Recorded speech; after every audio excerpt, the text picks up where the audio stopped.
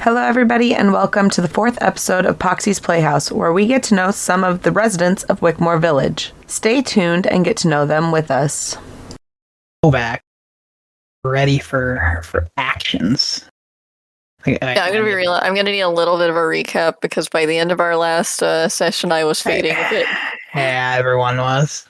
It's all We're good. off to go see what your trinket was showing us. Somewhere. No, so we did that. Went into the shop, met the guy that will send her on Percy onto the places to find the trinkets. Poxii convinced someone to make him a chair. Oh, right. It goes on people's shoulders. Yeah. And then he proceeded to go into several houses, including one he was not invited into. He was turned into a marionette doll temporarily in that house. My scary TV just got unplugged. Oh. Your TV did what? Just got unplugged. Oh, whoops. I kicked the plug. How dare you? And yeah, he got kicked out, and then you guys all met each other near the ruined house, and there was a bunch of pigeons surrounding Poxii, and basically he got told he will be killed if he ever goes into the falconry again. All Gizmo's fault. Then, out of nowhere, Poxii stopped moving, and his shadow came to life and did a bunch of stuff, stole a brick from the falconry house and put it seemingly inside of Poxii, as he then absorbed one of Poxie's summons and then turned the crank on his back 3 times in order to give him another 8 hours. Right, I forgot about the Poxie's all bricked up. Oh no. All bricked up. Poxii is all bricked up. But yeah, no, it was 3 of his summons that got absorbed, wasn't it? It was 1. The other 2 went into their normal dimensional space, but as the moose was going into the dimensional space, that's when the shadow came out and absorbed it. Right. Yes. And you guys heard it pop. You guys, Zenmira, Mihakas, and Percy all went downwards. They saw where the other inn is, which is just a field of hay. And they also met several people of several different religions. They met someone of the... I gotta remember what the religions are called. See, this is good for me too.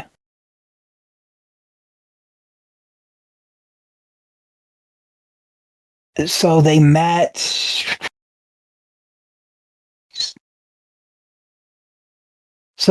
the red-haired Sister Rain, who is part of the... She has the sunflower. She's part of the cult of the Patient Lady. They also met Jeremiah Stover, which warned you guys against listening to her. And he is one of the most zealous followers of the I forget what his one is. He has the other covenant, the old ways, the covenant of the old ways. That's right, yes. And then you also met Gaston de Ray, who was the painter who had lots and lots of canvases that were destroyed in the field behind him, and he was basically cursed to forever attempt to paint the perfect picture of Adela Dreskenwald, who is also his patron. Right, yeah, the painter. Yeah. Warlock and leveling. Or maybe a cleric. Probably a warlock. Yeah. Well, they're called patrons for warlocks. They're called gods for if it's cleric. Clerics get their powers from divine powers. Warlocks get it from just a patron. So patrons can actually be not god level, just powerful creatures. This is true. Archfays, devils, demons, celestial beings can all be warlocks. Even genies can be like a warlock's patron. So he was very obviously a warlock. He even cast an eldritch blast that smelt like the cigarettes that Adela smokes. That's right. He was performing his spells. Right. He was showing you the gifts he got from Adela. The gift, yeah. You also found out that the guy that's making the shoulder chair and the teacher of the schoolhouse are forlorn lovers.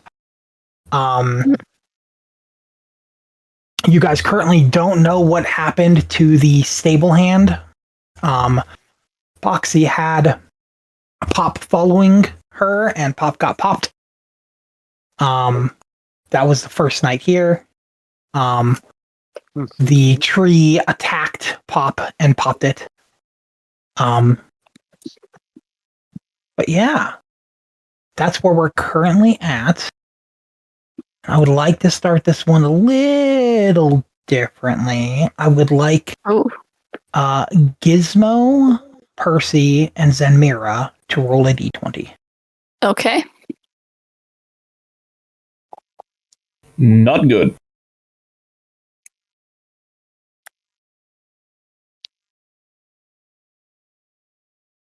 Oh.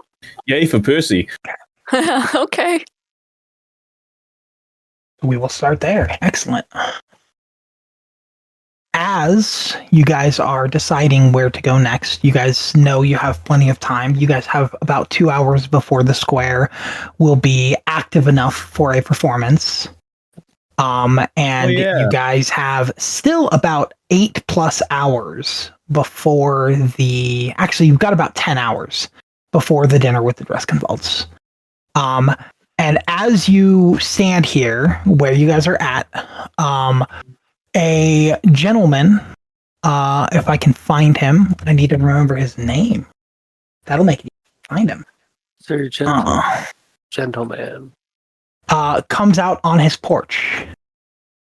And he looks and he's like, "Oh, little doll friend, Poxii, please come here."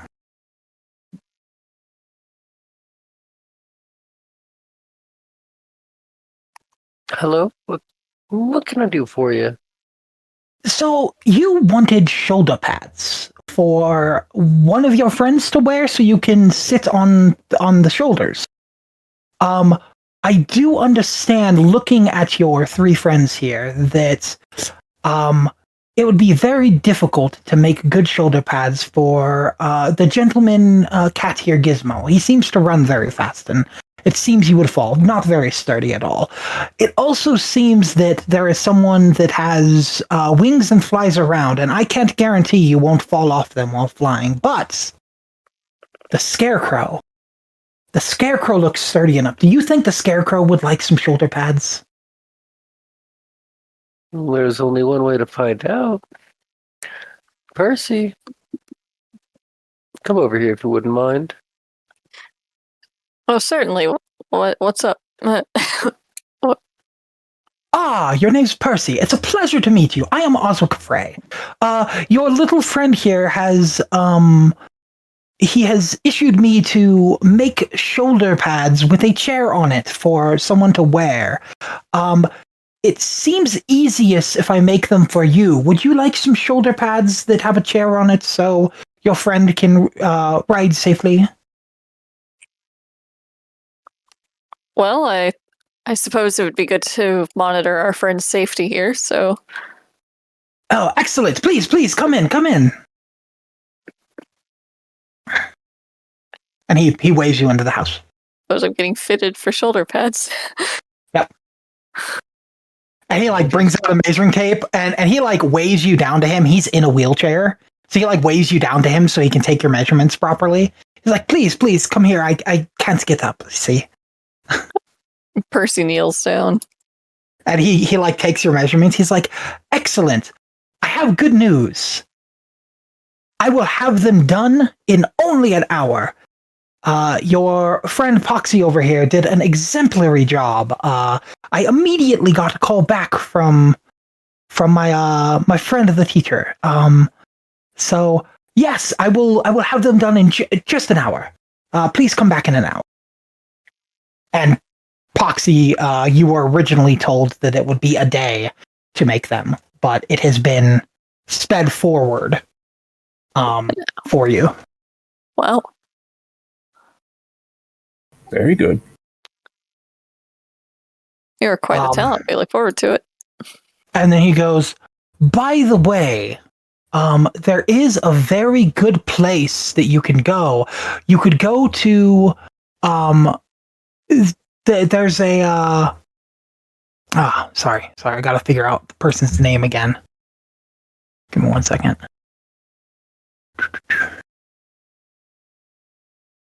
Oliver. There's a stall that Holly Astor, she runs it. She makes the most amazing bread. And it's called Bread by Holly. I recommend you go over to it and get yourselves a treat. Tell her that Oliver sent you and she'll give you a nice discount. And he points you into this house over here at the end of the street.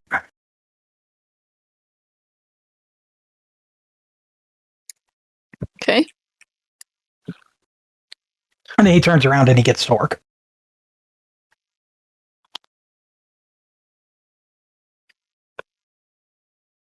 Well, 1 hour. He's quite efficient. Not a bad time frame at all. What do you guys do? For very little, we get very much. I'm going to say, for the sake of brevity, Mihakas is going to mindlessly follow you guys, so I don't have to RPS him. Yeah, it's fine. For until he gets here. Yeah, I think that's understandable. There's no combat, so you guys don't need an additional person. Okay. His voice is hard to do. Yeah. And try to climb on a Percy's shoulder. Just all raw dog. Percy assists you on his shoulder. Yeah, what do you guys do? Well, we have an hour.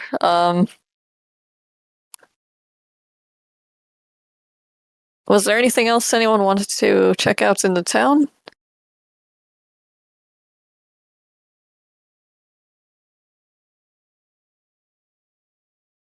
It does not appear so.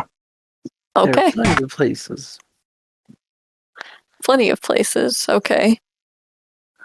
Large group, just strange. Large place. Let's see.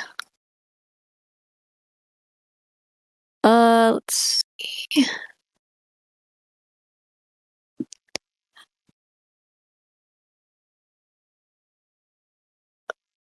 I think we could go to the town square. Poxii, were you saying something about a performance you wanted to do? So the performance time is still about 2.5 hours out in the town square. Okay, so the town square is currently empty. A performance would be pretty pointless. Kids are still in school and people are still working. Okay, so wouldn't get much audience. There's a man with bread, he said? Yeah, there's a Holly Astor's Holly Astor's, the Bread by Holly, which is over here in this corner. I'm pinging it for you. Oh, we don't need it.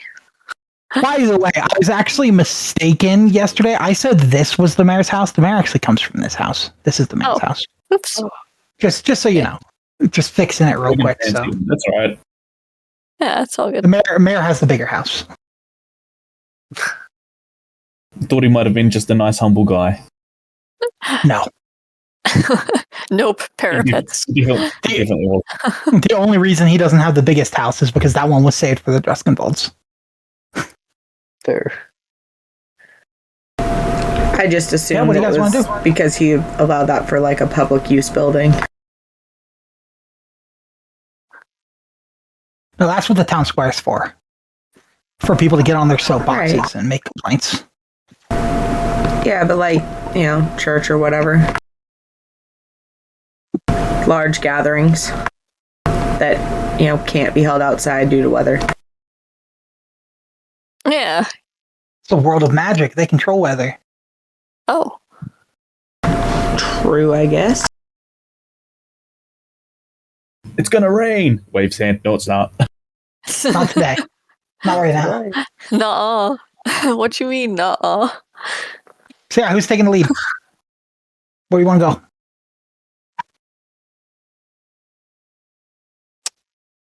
I guess we could go to the town square for a minute. I think there was something we did there last time, like the day before. I can't remember what. That was fighting the wolves. Oh, we fought the You wolves. fought the wolves right in the here. town square. Yeah. So this is the tree that the Oh, okay. yeah. Okay. The sacrifice tree. With the piss lamb. Yeah, and it's got like a face on it, and it's got lots of little like masks around the roots that are also like little faces carved in masks. It's called the Oak of Many Faces. Oh, that's right. The lady said something about that after the handmaiden got lost. Yeah. Yeah, The handmaiden? What was she? Not the handmaiden. The The servant. mate. Yeah, the lady. I forget her name.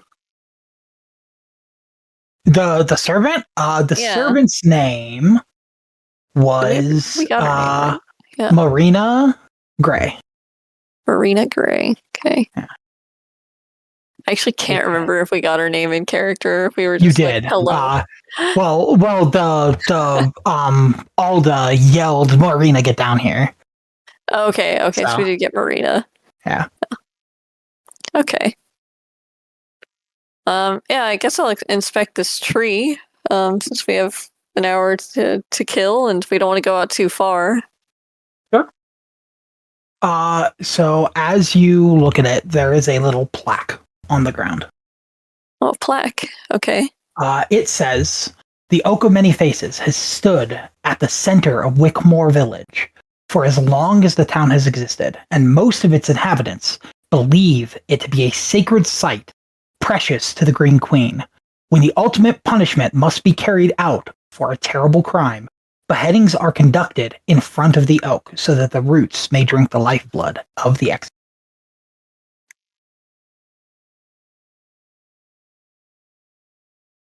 It's their execution tree. The ground does seem it's not red, it's like a little more vibrant brown than the rest of the dirt. For like there's a point where the dirt looks almost like it's like perpetually wet. Compared to all the other dirt because it's soaked up so much blood from executions. Do you relay what you read to everyone else? Yeah, I'll relay it. Everyone can see it. It's just a plaque on the. Gizmo can't read. Not very well, anyway. Well, I mean, you can. You could just read sign language, common, and giant. You can read what giants write. Giant deaf people beware. Yeah, anything you can talk, you can read. But Yeah. but yeah, we can also say it was in a language of Druskenwald, which Percy can speak because Percy's from here.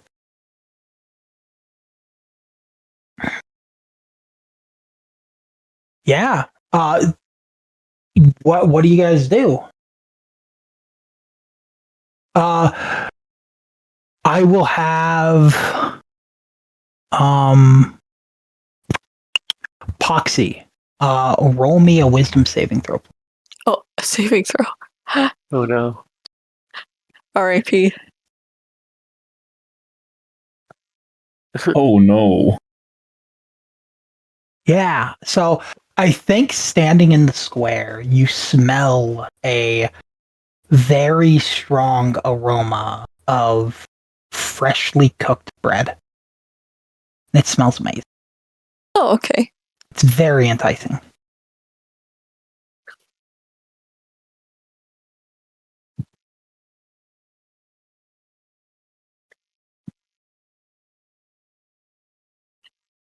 Just imagining Poxie like floating towards it, like he's like a cartoon character. Yeah, smelling yeah, on the smell windowsill. being floating. I'll say that. And yeah, actually, I do think with the smell, I do think you start to float slightly above ground, only about 5 inches off the ground. As the enchanting smell of it gives you a enchantment of lesser flight. So you start to slowly hover above the ground. Oh. And you're going to walk over? Are you going to go in? I'm gonna kind of float over towards the door and see if anyone's gonna follow me. I don't think I've seen him do that before. Very tempted to bat him out of the sky, but I'll follow too. Yeah, and you see a lady, and she is holding fresh bread out of an oven. She looks like a pretty decent baker. She's got like an apron on that's got a little bit of. It's a little wider than like you assumed it originally was from all the flour on it. She after she pulls the bread out, she like hits her like stomach and like flour goes flying onto the floor. And yeah, she turns and looks because like the bell when the door opened got hit and rang. She like turns and she like looks around and doesn't see anything. And she's like, wonder who opened the door. And then she like looks a little lower and she sees the little 10-inch tall floating doll in her doorway. Oh. What do you say? Well, hi there, ma'am. I've seemed to find myself in your doorway. Could you tell me what you got going on here? Well, I am Holly. I make bread. I make bread for the entire village. This is my shop. It's called Bread by Holly. And I just make bread. That's all I do. I just make bread. So you make one bread for the whole village. And you can see there's like probably 200 loaves of bread on the walls and stuff. And she just like looks at you a little dumbfounded. She's like, do you not see the bread?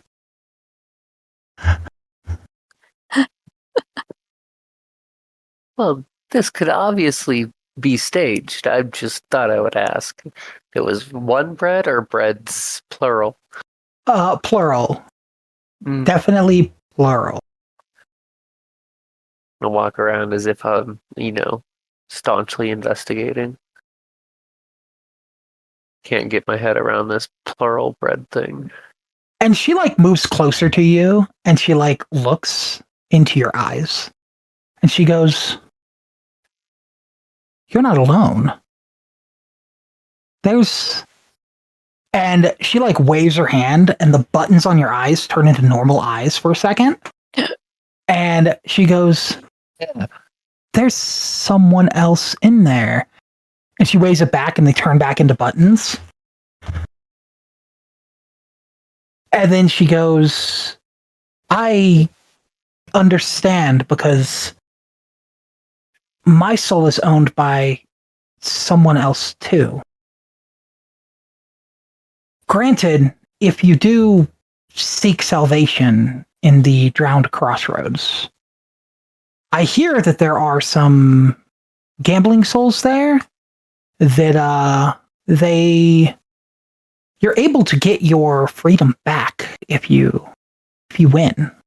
I can't get there myself because my children, they prevent me from making a trip there, but there are rumors that if you if you go down to the Drowned Crossroads, you can gamble for your freedom from whatever made this pact with you. And she like waves her hand, and her eyes like change to the similar emptiness that you assumed your eyes were. Just completely black. When you look into them, it's a complete void. And then they change back, and then your shadow like goes up next to you and goes, "She's lying. Don't listen to her."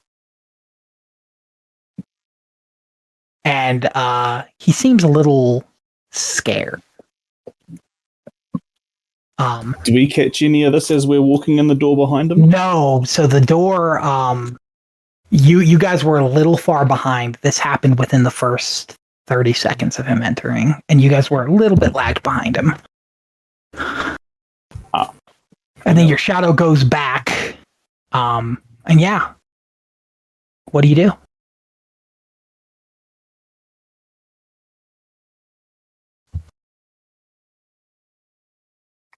I'm gonna say I'm a little perturbed. I'm gonna start kind of poking around the bread shop a little bit, just because I'm getting there before everybody else. Sure. Can I search for anything that seems out of the ordinary? Sure. Give me a. Let's go investigation. I like my investigation checks. Nope. There is an absurd amount of bread. Way more than someone could make if they woke up and started working at like 6 o'clock. It's only 9:30. There's no way that in 3 hours she made hundreds of loaves of bread.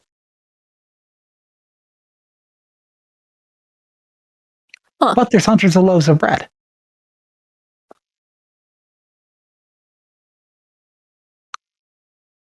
I'm gonna blow a little balloon that looks like a little croissant, put a string on it, and try to hand it to her. She looks at it and she's like, "Ah, a trade!" And she like goes over and grabs a croissant, and she like hands you the croissant and takes the balloon. I'm gonna take the croissant with both hands above head, just kind of run out the door with it. And you can feel this croissant, even though it was in the like display case, it is warm as if it had just come out of the oven. It is a freshly cooked croissant. And yeah, you scamper on out. Who walks in second?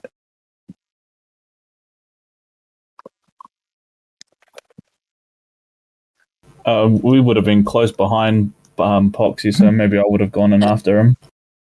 Sure. And she looks at you and she goes, "Ah, hi, welcome. Are you a customer?" Where's friend Poxie? He just started to run out the door. He's right over there. And she like points at Poxie, like, from your point of view, how tall you are, it is just a croissant on the floor, like running away. That's cute.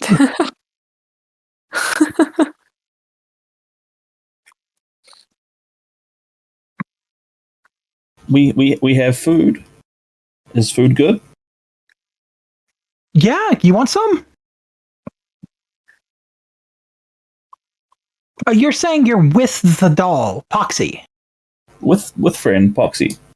Oh, well, sure. And she like turns and she grabs like a loaf of sourdough bread and she like turns and she like hands it to you. She's like, "For you." And she's like holding Poxie's croissant balloon still. Oh, thank you. I will grab it very cautiously and it is also very warm, like it had just come out of the oven. Smells amazing. And she's like, "Well, of course. He's a very sweet doll." friend Poxie sweet. Yes. Thank you. And she like looks at you and she's like, "You're a werecat. I haven't seen werecats very often, but I do know one thing." And she signs to you. And she goes, what she signs to you is there's a land in the distance of other were animals. Be careful though, werecats are rare and often hunted for their pelts. No hunt me. I'll sign back. No hunt me. I hunt them. And she smiles a little bit. She's like, very good. And she like turns and goes behind the counter.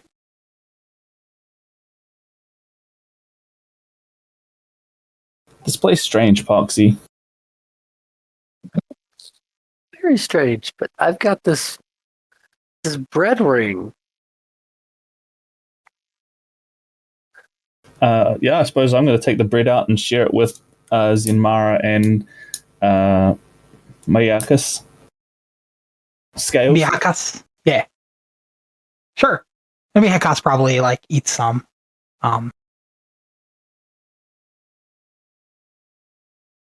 Okay. What else do you guys want to do? That was probably another 30 minutes. It's probably about 10 o'clock now. I'm going to reach into my bag and blow a very elongated balloon animal shape. I'm going to use summon familiar and bring out the snake. Sure.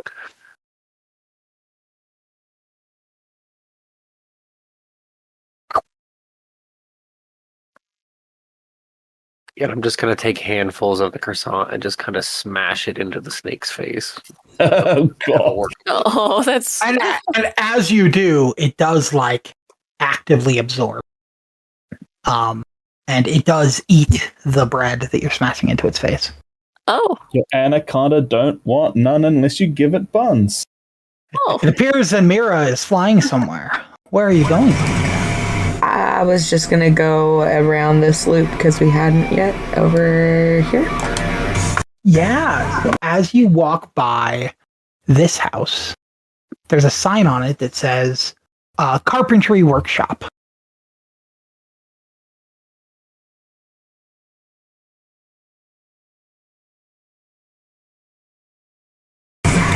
Okay. You can see another sign over here while you're at this corner that says Roderick Masonry. All right. This seems to right now where you are. You see a field here that's been chopped down for wood. Down in the masonry, you see kind of a quarry that has some rocks. It seems they use it to dig up rare minerals. This appears to be kind of the industrial era, area of the town. Okay. Like she just wanted to go for a little walk and see what was over here, so that's all she's doing. Like she's not necessarily seeking anybody out, just seeing what there is. As you walk by here, you see a place that is labeled with a it's got a picture of a man with a bag on his hip that's waving with a nice little cap with like a bill to it, and it says Postal Service, and it's the post office. Very cool. She just continues As along. you get to about here, you notice on this wall and this wall, there's about 60 pigeons that are watching you. And it seems they don't want you to go further. You were noticed as part of the doll's party, and that's the rookery. And so it's the Falconeer's home, and yeah, the pigeons do not want you going that way. Yeah, I turn around and just go the other way because it's not worth it.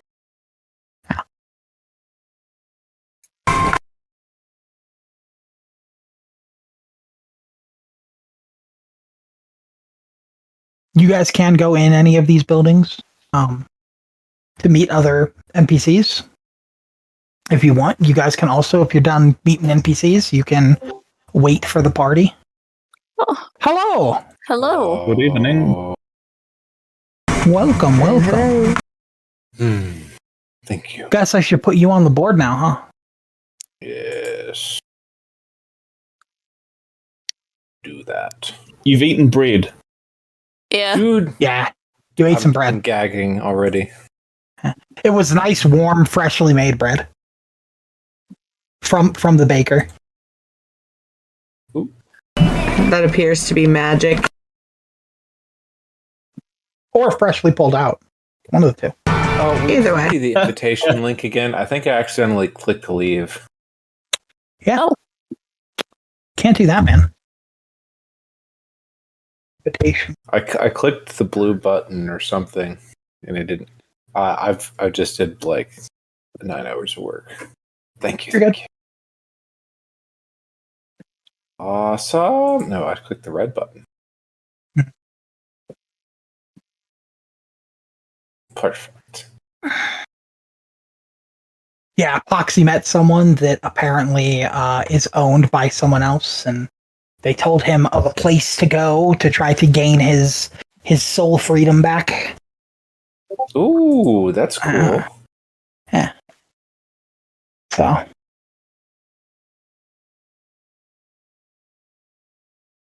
Okay. All right. Gizmo would have followed Zinmara just a little bit, but as soon as he saw the birds, would have turned around as well. Okay. Just not. You guys trying do. not to let people get out of each other. When you go here, you do see another building here too. Let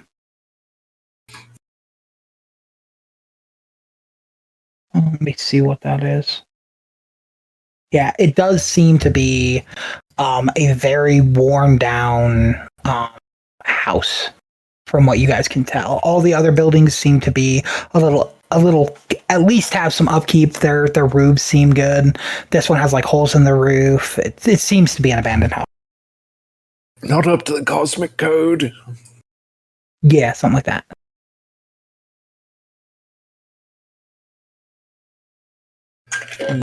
I like abandoned buildings. Which one is it? This one? Yeah, this one. Oh, that one. So that's the mayor's house. The big one's the mayor house. You're gonna go down to it? I think I might. But remind me, was the mayor the one who I was shit talking last session? Yes. You said his mother was a lot of things. Yeah. Yeah, you talked a lot of shit about his mother. He probably doesn't like you very much. I'm gonna.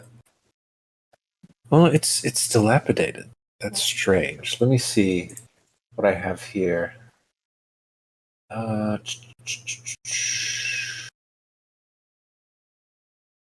30 feet.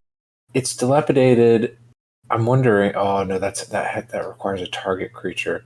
But I'm very curious about the house, so I'm gonna get close to it and start eyeing it. Yeah, as you get closer to the house, you notice a couple people. Let me find a couple of them.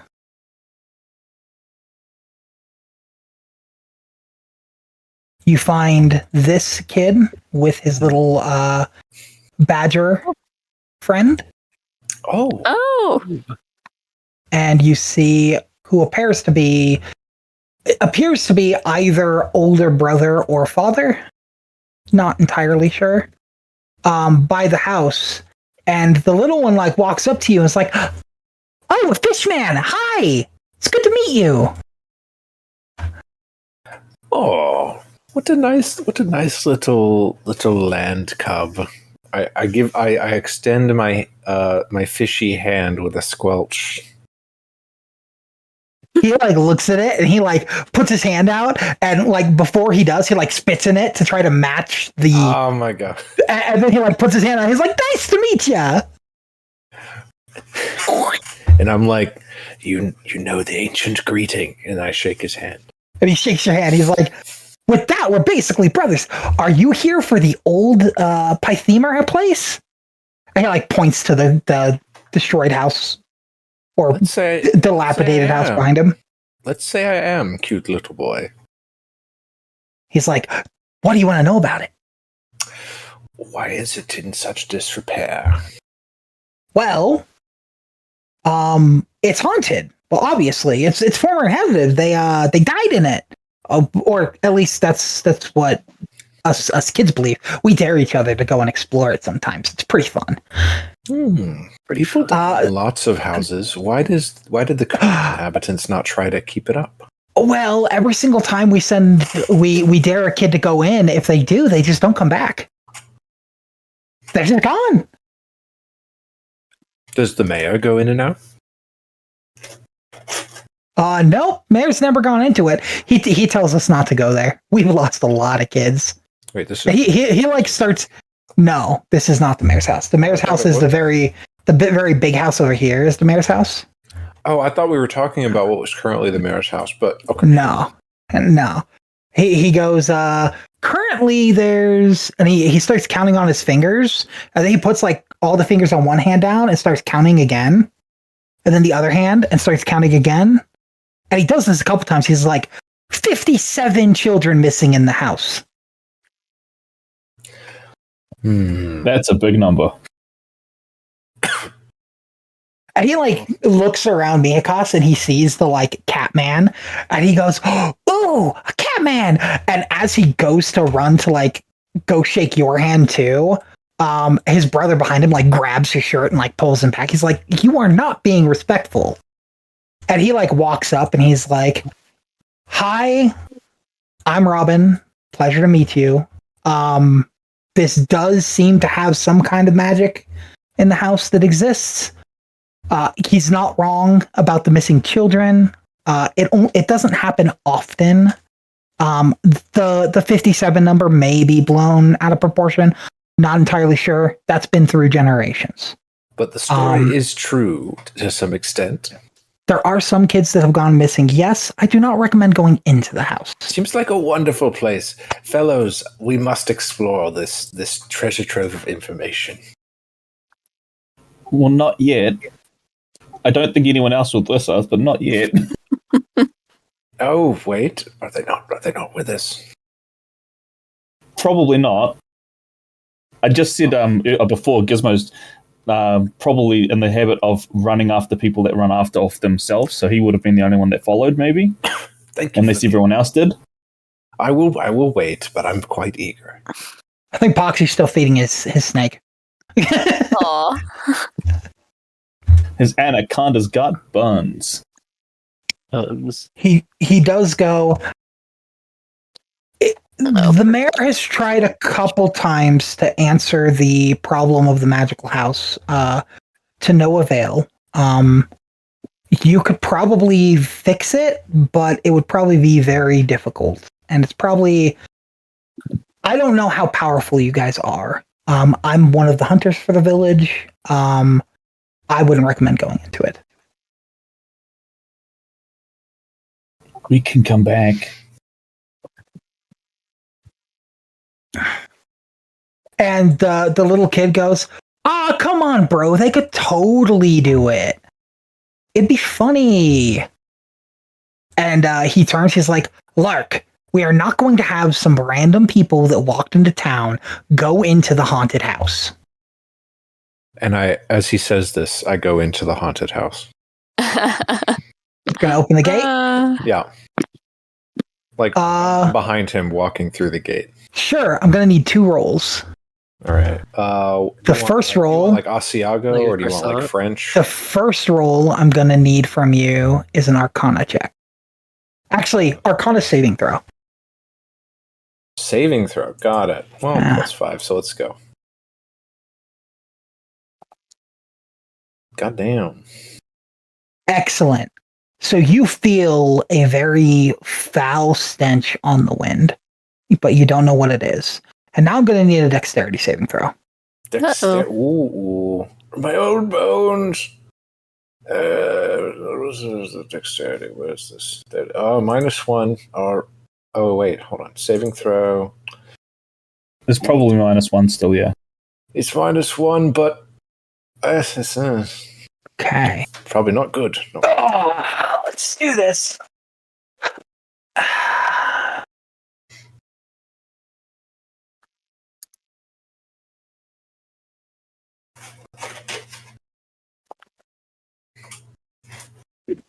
Oh, And you are going to take 13 damage as a piece of the house falls on the wind and lands on it hits your arm and then like bounces off of you, but it dislocates your shoulder. Oh my goodness gracious me! Gizmo, what do you do? I'm going to run to him and see if I can drag him out without hitting any other thing that. Sure. Miyakos, are you going to let him grab you? I can't really fight back about it. My arm's You can. dislocated. You can. No, I'm not. Oh, would you let him, or would you try to resist? Gizmo has a loyal heart. I will not fight against him. Sure. Okay, so you grab him. We're going to use the dragging mechanic. Yep. Gizmo, I'm going to say to get over to him is 15 movement. So you have 30 movement left. It will take your full movement to pull him back to where you are. I would also like, when you're doing this, because in order to grab him, you have to move into the territory of the house. Yeah. I would like a dexterity saving throw, please.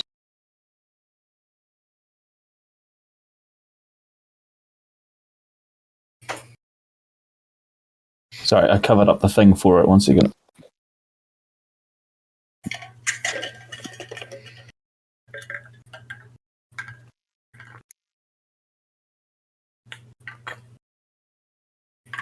Zenmira, where are you in this scenario?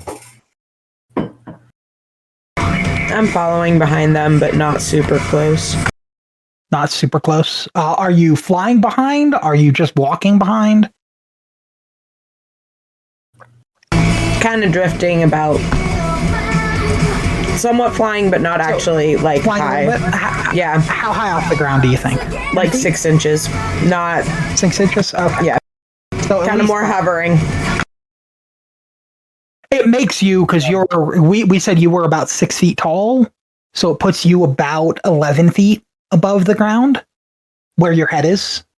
And yeah, I do think I want you to give me a perception check with that. Yeah, Gizmo, as you grab him, another piece of building falls and is about to land on both you and Miyakos, and you do successfully pull him out of the way. And you pull him back here. He's dragged on the ground back here. I'm gonna. I think Tails.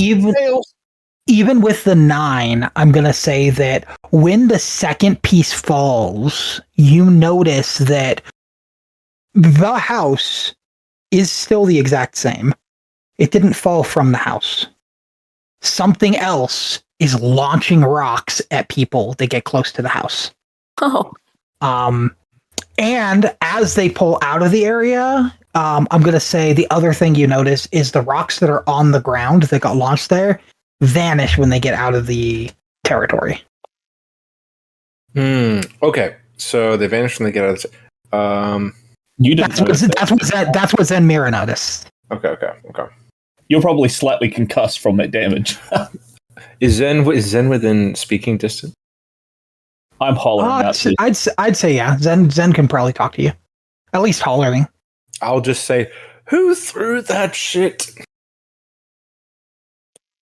Stupid. Help! And like both Robin and Lark like walk over, and Lark's like laughing and like clapping a little bit because he just thinks it's hilarious.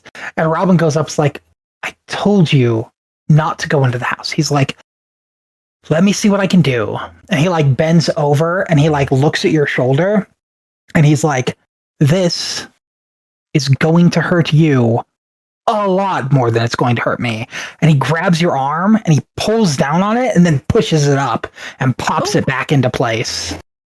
And then he takes the knife on his chest. So this is what Robin looks like. And he takes the knife that's on his chest and he pulls it out and then he takes it and he points it towards you and he stabs it into your arm, and you don't feel a stabbing sensation. It feels warm, and then a green light grows around your shoulder as he casts Cure Wounds, and heals you for 13. Oh, that's quite lucky. I'm just kind of dazed there. I'm like, oh, that's it's a lot of adrenaline. And and then as he pulls the knife out, you guys notice the hilt is just a hilt, but as he pulls it out, it starts reconstituting as a knife. And then he puts it back on his chest. He's like, "We've got to go. Our mom is gonna want us to be there for lunch." And they trot off. They were very nonchalant about that. May have been planned, staged. Something Staged. strange. Hmm. The kid enjoyed it too much. Here's what I think, Gizmo. If there wasn't anything interesting and secret in that old house, we wouldn't be assaulted trying to get into it. What do you think? Come back later. We come back later. We could wait for the rest of our friends, and then we can form a plan. I'm going to keep dragging him back towards the square because... Are you gonna try to fight him off this time? Or are you gonna let him drag you?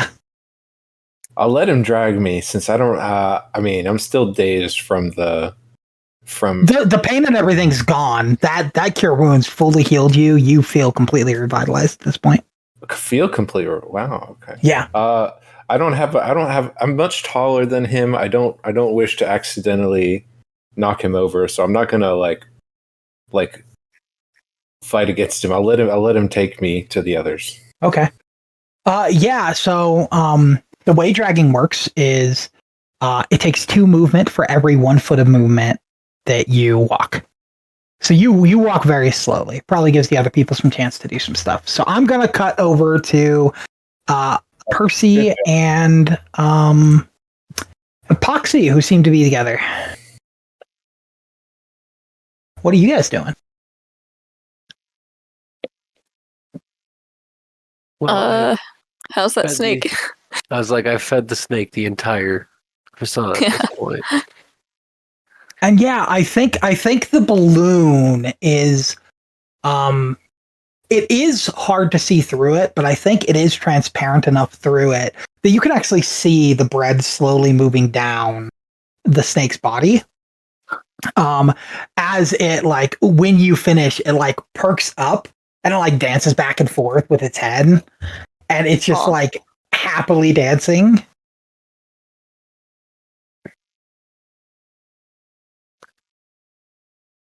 I think I'm gonna have it try to go up to Percy a little bit and try to wrap itself around one of her arms or ankles. Okay. That's suggestive. Well, hello. I have a question for Percy. Yeah. Are you gonna let it? Try to politely, if it's on the ankle, try to kick it off with the other foot. Sure. not kick it, just gently kind of scoot it. So the snake needs to roll athletics check, and Percy needs to roll either an acrobatics or athletics check. Acrobatics or athletics. Let's see what I got.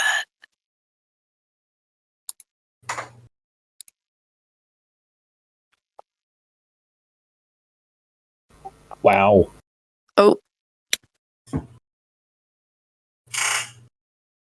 So with a -4 in athletics, the snake wraps around your leg. You try to kick it off, and it moves away a bit, and then it grapples again. And it is, you are finding it very hard to get it off of your leg, as it's not coiling and constricting your leg, but it is just on your leg. It's just kind of chilling.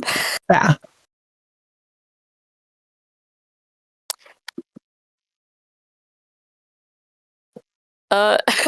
Poxie, I think your friend's gotten a little lost. I think you might be right, dear. I'm gonna run up like heroically and just like dive on top of it and pop it to try to protect Well, it. You're gonna pop it. You're gonna unsummon the. As you do, you pop it, and as the explosion of the pop, a balloon popping is actually quite a bit of force. It doesn't seem like it because it's a very nice pop, but for the size and stuff, it's quite a lot of force. The food inside of it, all the bread, scatters everywhere. And Poxie, I would like a dexterity saving throw. oh, That's gross. ew.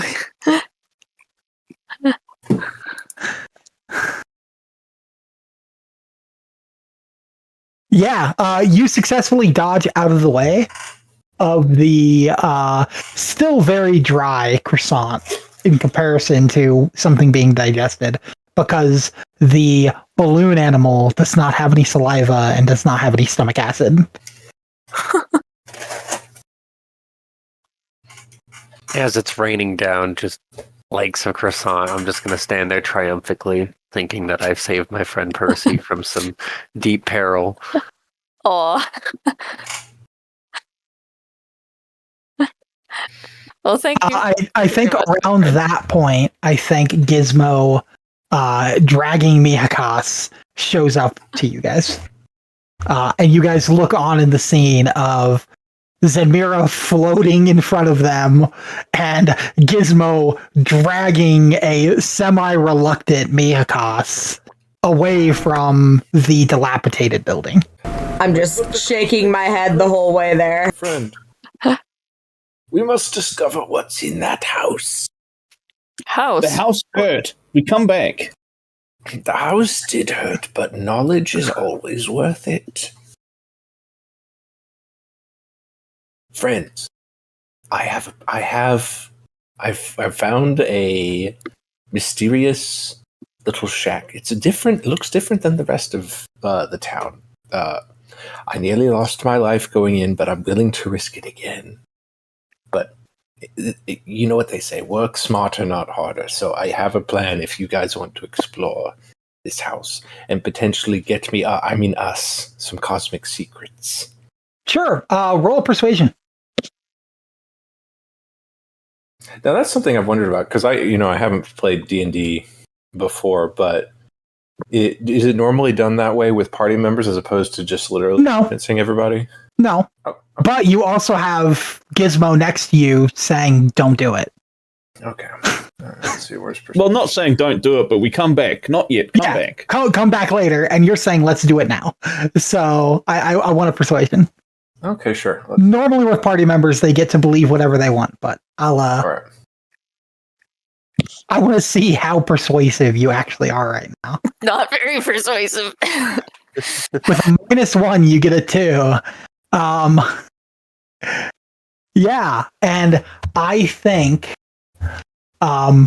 you guys are close enough to the carpentry work that someone walks out.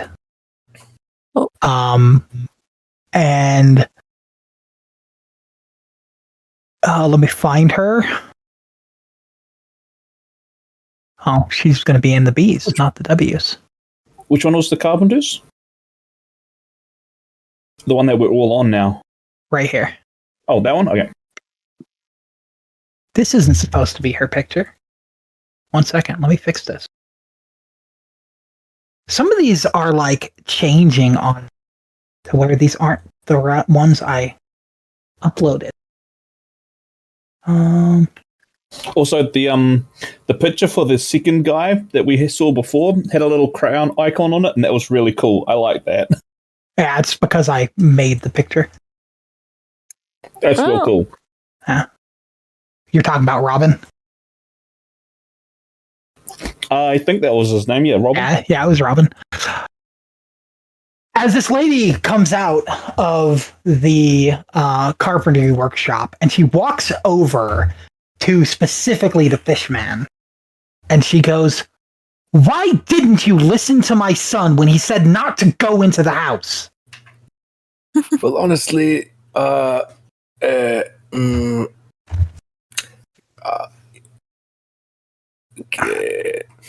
kids, you know. Okay. You're new to the town. If someone says don't do something, it's haunted. Do you understand where you are? Oh, that's quite all right. I'm not angry that I was attacked by the house. No. I expected it. No. Do you understand where you are? You are no longer in the mortal realm. You are in purgatory. Do you know how hard it is to haunt something in the afterlife? That's exactly my point, my smart woman. I think that anything that's in that shit over there, pointing to the clearly haunted house in the already haunted world, anything that's in there could get me closer to what I'm looking for, get us closer to what we're looking for, which is multiple things, but one, a way to ward off the Green Queen, who I'm sure you know. There's been rumblings, and also, you know, there's some other things I'm looking for. You mentioned the Green Queen. Roll a perception check. All right. What do these fish eyes see? Where is it? There it is. Do you I have like think anybody else that's like paying attention to the conversation could also roll a perception here. Better do better than me. I would have been, Sure, roll a but only perception. because I was.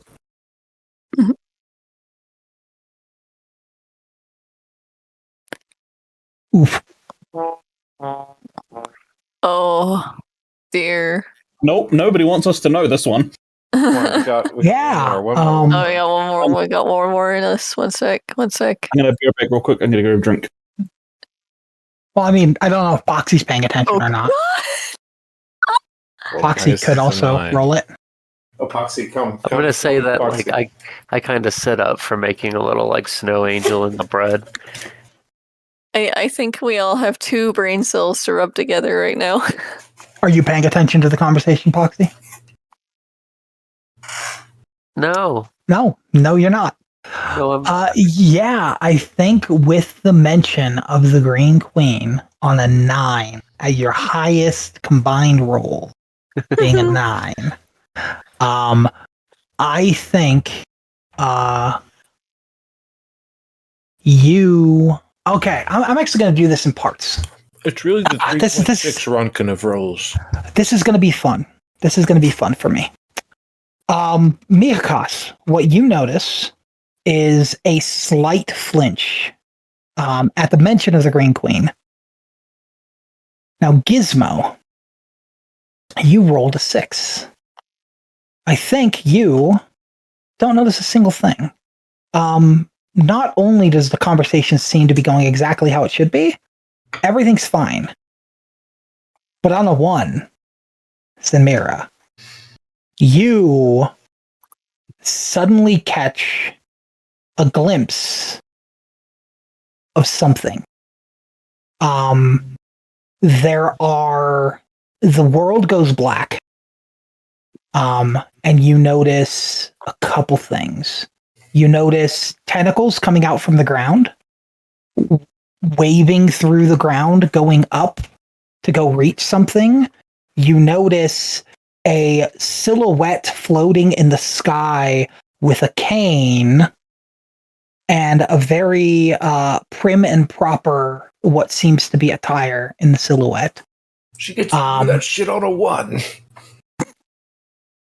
You also notice that you get a sense of extreme fear and the taste on your lips of death as you are overtaken by the emotion of fear. And I think you do fall down to the ground, unable to fly for a bit.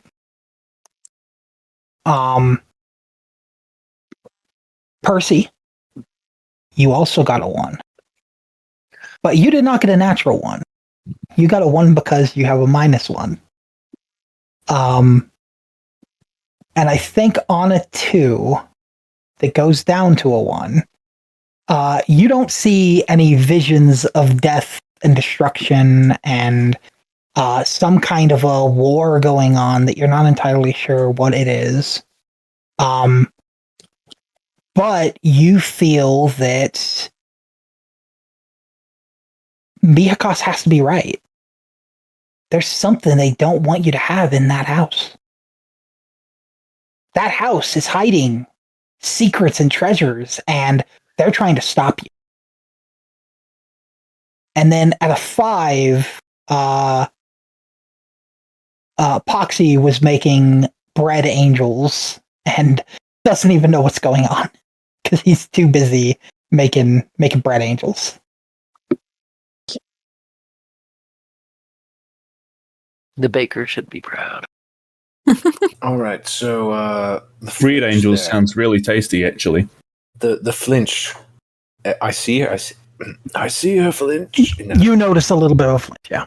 I reach out my scaly hand, not in a threatening way, but in an inquisitive gesture, and I touch the spot on her face that made her flinch, and I go, "What's wrong with that name?"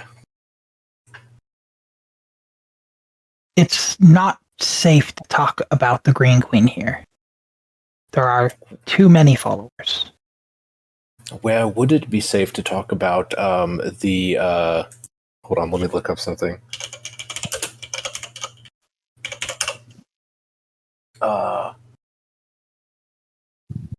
The Emerald Monarch.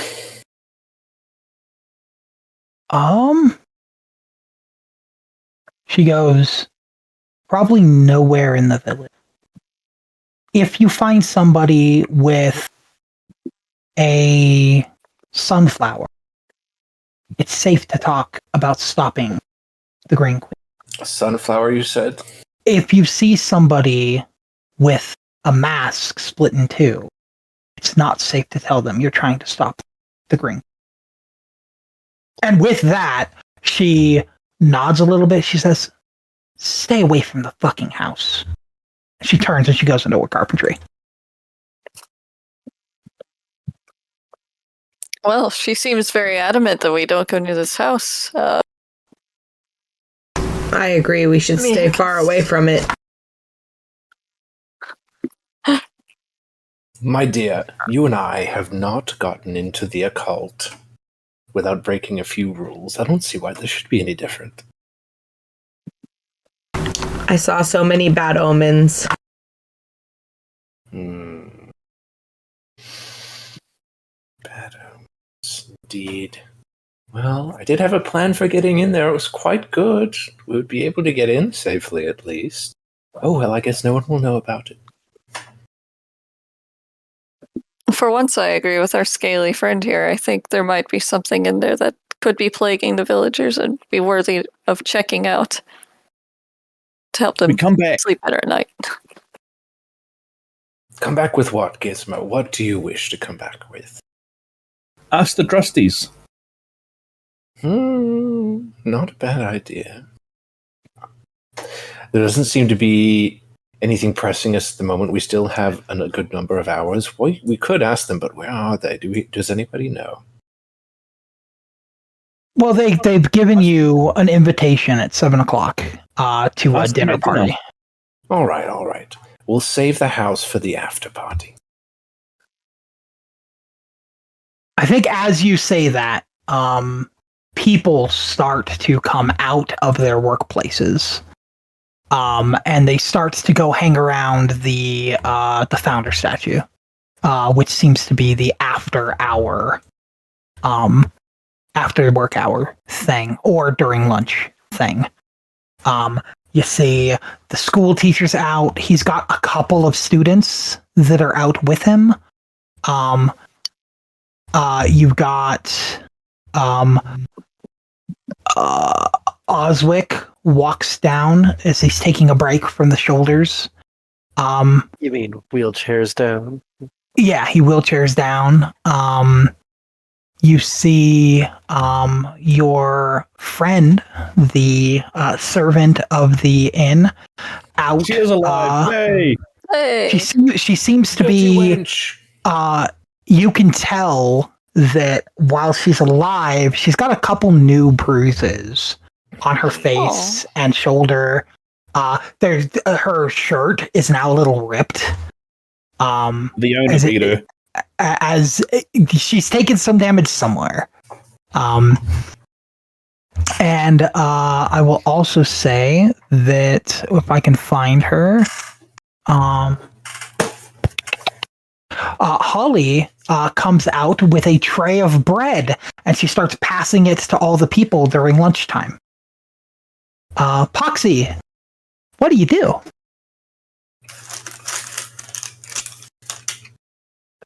I think I'm gonna ball up a little bit of the just loose food that's fallen on the ground at this point, and I'm going to toss it in her direction, but intentionally miss.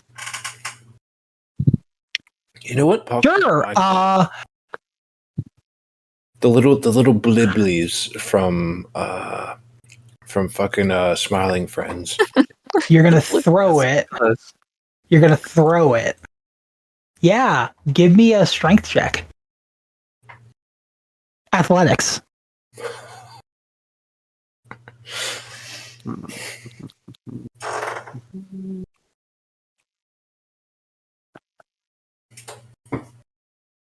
Oh, that was so close. So you ball up the bread. About a baseball size. Granted, for Poxie, that's probably closer to a softball size. And you go and you throw it. And you throw it towards Holly. And it does, in fact, fly through the air towards Holly. And you intend to miss. But intentions don't really matter when you hit the tray full of bread and it falls to the ground. As the bread hits all the other bread and knocks it on the ground as everybody's watching you.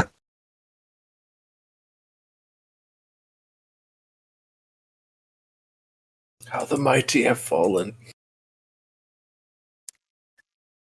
I'm gonna try to look around the crowd and kind of feel out how they're reacting to the bread fall. Sure. Give me a perception check.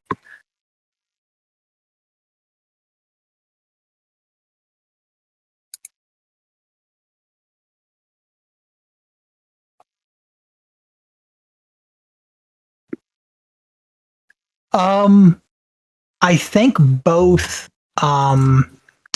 Phineas and Oswick are. He's standing next to Oswick. Oswick's there. They are talking a little bit and they're laughing a little bit. They find it a little funny. I do think you notice distinct anger for just a second on Holly's face. And Mariana runs over to go and help pick it up. And Holly goes, no, it's fine. He didn't mean it. And she waves her hand and all the bread floats off the ground covered in dirt and grime now as it magically disappears as she casts prestidigitation on the food. And it lands back on the tray. And she holds the tray. And Mariana looks at her and she's like, "Oh, Holly, you've got to teach me that sometime. It's so good." And she looks over and she's like, "No, that just seems to be what Poxie does. He is he's a free spirit. Just the other night, his sprite followed me, and he thought it was invisible. It was adorable, but the tree popped it. It was a real shame." And yeah, she turns to you and she goes, "Hi, friends. How are you doing?"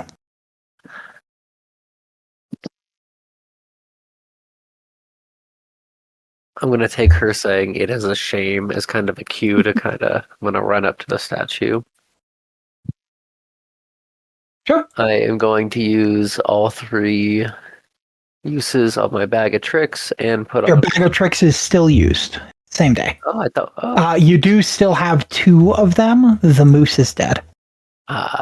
So you can, from the thing, summon these two again. Okay, well, we're going to bring those out. We're going to do summon familiar to bring out the pseudo dragon, and I'm going to try to put on a performance. Sure. What's this performance look like? Gizmo's probably gonna come and help too because he was there with Poxii for that. So Sure. Actually, cool. Are you helping specifically him with his performance, or are you acting by yourself to enhance the performance? I might do by myself to help enhance, but probably not very well. Sure. How are you helping the performance? Are you doing like flips and shit? Are you trying to be another actor like his pets? No, probably maybe a little bit of shadow boxing with the summons and the familiar. Okay, cool. Yeah, I'll say that gives Poxii the help action for this performance check. So roll performance with advantage.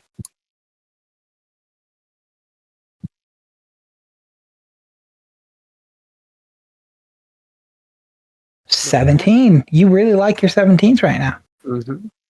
Yeah, so I think with the shadow boxing, I think it's probably like the badger, the boar, and the dragon are all three fighting with Gizmo, and then Gizmo's tattoo on his leg glows as a spectral badger comes out and starts running around and jumping with the other badger as Gizmo is like dodging the little tiny fire breath that comes out of the pseudo dragon, which is really just air sound. And the boar rushes him and he does like a flip and like lands on the boar's back. And yeah, it's very entertaining for the people that don't normally have entertainment during lunch. I'm very excited to see this. May I add to the performance? Sure. How do you add to the performance? Just a little bit. Just a little bit of prestidigitation, nothing too fancy. Just a little bit of a firework blast right above the heads of the familiars, saying the hilarious Haram Badger and company. Hilarious Haram Badger. Sure. Yeah. I'll say that ticks it up another dice here. And as the performance ends, there is a bunch of tickets laid in front, as there are 12 tickets on the ground in front of Poxii.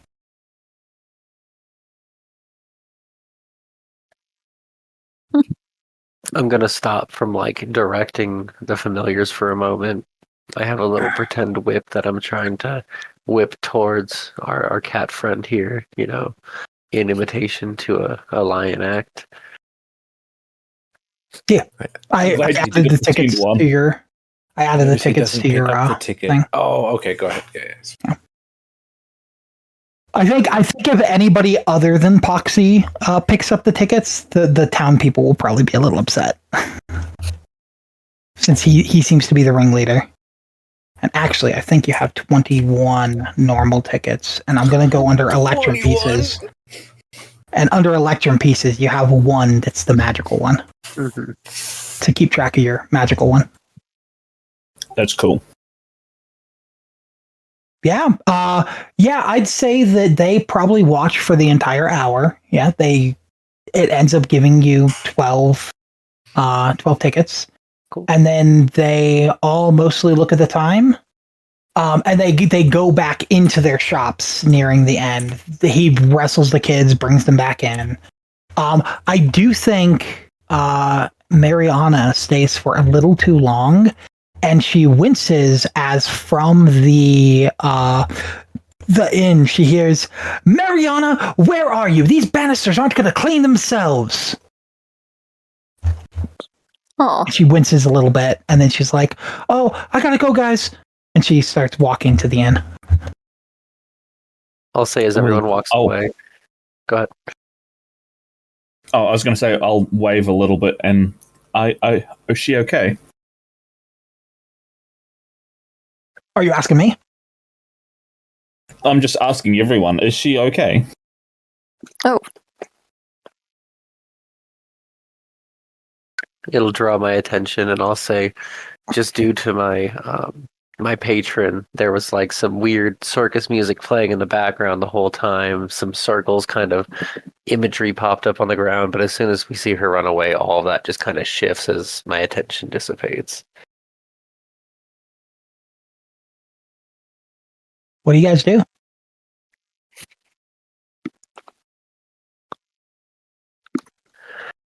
I clap. Okay. Yeah, she runs into the inn.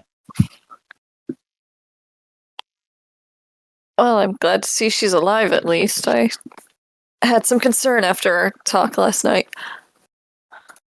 A little worse for wear, but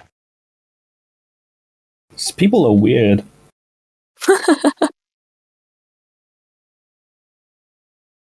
I'd say it's about Poxii has. Sorry. 12. It's about noon now. Poxii has his chair ready to pick up, I think, would we now? Would go. Yeah, I'd say the shoulders are probably ready. So you guys gonna go over to the wickery? Yeah, I'd go say pick up without moving the over. order. Sure. I think I'm gonna leave my ensemble outside the door. Do you want to poof them back into their dimensional space? I can, minus the pseudo dragon. He's just gonna hang out outside. Okay. Yeah, Oswick sees you enter, and he's putting the finishing touches on these kind of brown, branch-colored shoulder pads. And there's a cute, adorable little chair on it that is very, very adorable. It's perfectly Poxii size. And he like waves you over, Percy. I come over. And he reaches up and he's like, "Here, try these on." And he reaches up to put them on your shoulders. Which he's in a wheelchair, so he would need to bend down. Oh yes, I kneel down to Sure. help. And him he dons them on, and they are these brown shoulder pads with a nice with a nice little chair that seems fairly comfortable for being made out of wicker. Everything he makes is out of wicker. Even the chair he's currently on is made out of wicker. And he goes and he says, "Give me 1 second to remember what he calls them."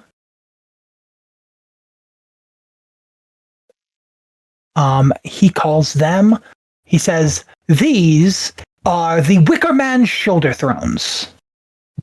And I actually have a little bit of a picture I'm going to drop in Discord for you guys. Cool. For the Wicker Man shoulder throne.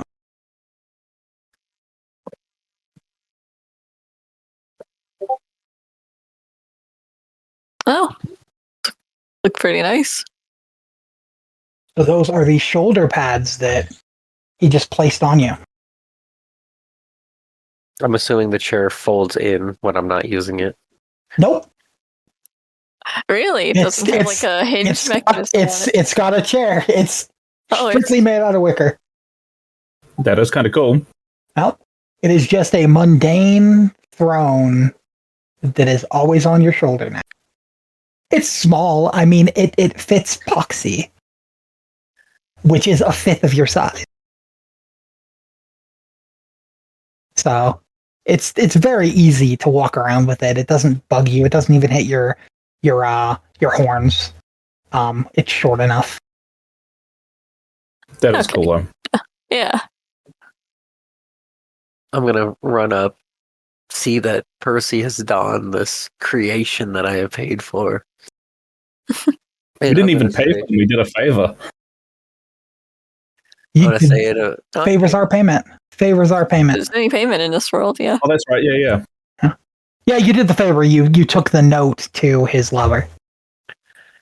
Also, we've got some fireworks going off at the moment, so it might get really randomly loud, and I might not be able to hear much. All good. So you're going to climb up on your new throne? Yeah, I'm gonna say that comically though, I get so excited that these in like a horror-esque fashion, these red balloons start like coming out of the holes, the buttons of my eyes. And they just Oh. pop out as little hearts and float away into the distance. Jeez. Oh. As you climb on to the wicker throne. Yep, and I take a seat. Yep. You're sitting on the throne. And he goes, now, I didn't have time to make any seatbelt mechanism. I hope that's okay. Should be just fine.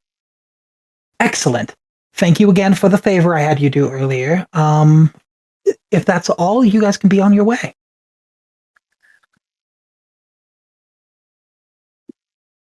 All right.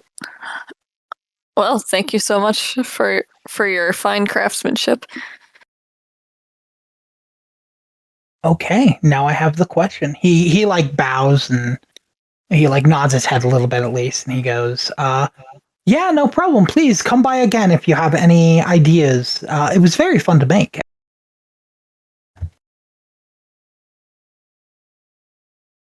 I'm gonna say I fold about, we'll say 6 of the tickets that I've just earned into little animal shapes, and I just kind of decorate the mantle that she's wearing with these coupon shapes. Sure. For you, my lady. You giving them to Percy? I serve. Yes. Oh. Yeah, cool. Like you're actually giving them to Percy? Correct. Minus 6. Oh, sorry. So you now have 16, and Percy gained another 5. Percy has mine too still, I think.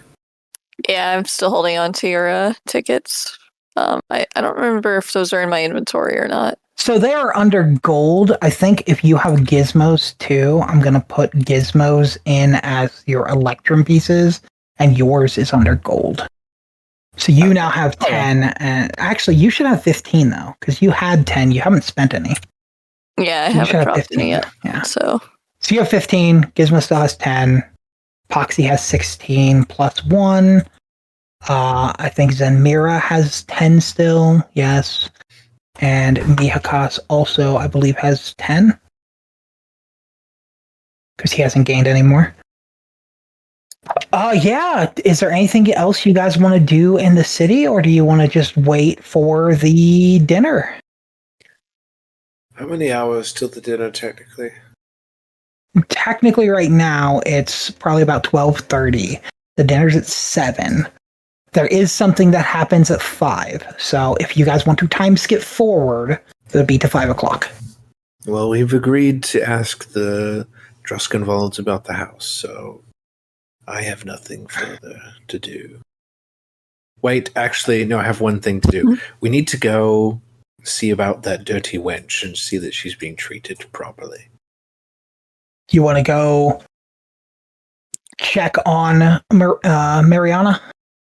Exactly, the dirty wench, just like I said. But we need to see what's been happening there because it didn't look right. Sure. Where are you going to look for her? Oh, in the inn, I believe. So you're going to go into the inn? Okay. Yes. As you walk into the inn, Alda comes out. Someone go with them. She's standing there. And she goes, why, hello again, Sir Mihakas, was it? You can call me Scale. Scaly, okay. What can I do for you? We were just wondering, could you actually, I didn't think about how I was going to approach this social situation. Hold on. Weren't you following me, Gizmo? Not this time. Oh, you The mirror is. Mira is. I lean over and whisper to Zenmira, "Look very frightening, like but more than you normally do." And then I turn back. I turn back and I say, "I want to ask why your servant always seems to have new lacerations and bruises. And you're going to use Zenmira for intimidation? Absolutely. She fluffs out her wings as much as she can and puts on a stern face. Go off, Excellent. Zemira. Go off. Zenmira's race, the Azureborn, are very kindly, very gentile bird folk. And you're talking about the red one. And as Zenmira has not taken any proficiencies in intimidation, I'm going to have you roll intimidation with disadvantage. The fuck are you talking about? I have a +3. Oh. Yeah, that's not proficiency. So you are helping him by being the intimidating figure. He needs to roll an intimidation. No, not you, him. You're helping him by being the figure in the back for intimidation. So he's trying to intimidate her. Never mind. With you in the back. Disadvantage. Yes. Oh my god. How did a 12 turn into a 1? Oh, I see. I get it. Because disadvantage is you take the lower one, so you took the 1. I get how that works, yeah. Oh no. She leans over the desk. She's like, "Are you threatening me, Scaly?" Absolutely. Oh, excellent. I love intimidation. Oh, Jesus. Oh no. What are you threatening me with? Clearly not her. Oh no. I'm threatening you with all the power of not only As you say not only, a bubble of silence goes around you. And she goes, yes, I'm going to hurt you with my great magical powers. She goes, let's see how much your powers actually are. Why don't we? And she opens a book and it hovers for a second as she casts a spell you've never seen. And the book starts talking. And it goes, yes, of course. This is Mihakas, also known as once the lover of Alara. He once tried to become an elder being and was not capable and failed, while his lover succeeded. It seems that everything magical that he tries to do comes with failure. That's Mihakas for you. You have used the spell Legend Lore. Goodbye! And it poofs. And she goes, Eldritch That's cool. Godhood is what you tried to do. I'm guessing that's what brought you here. And the silence bubble vanishes so you can talk again. Oh, very well. Well, I was going to say all the powers of my attempted Eldritch Godhood, but you interrupted me, and I was going to say, actually, do I don't have teleportation, do I? No. No. You are not that strong yet. That's a shame. I would have wanted to teleport Gizmo over to this situation, because everybody's scared of an angry cat. Okay. I'm too enamored by the new seat. That's fine. I'm just I'm waving not- a little handkerchief as I'm sitting on my shoulder. I'm not here just for power, you know. I was a socialist. I believe in workers' rights. What is this socialist you speak of?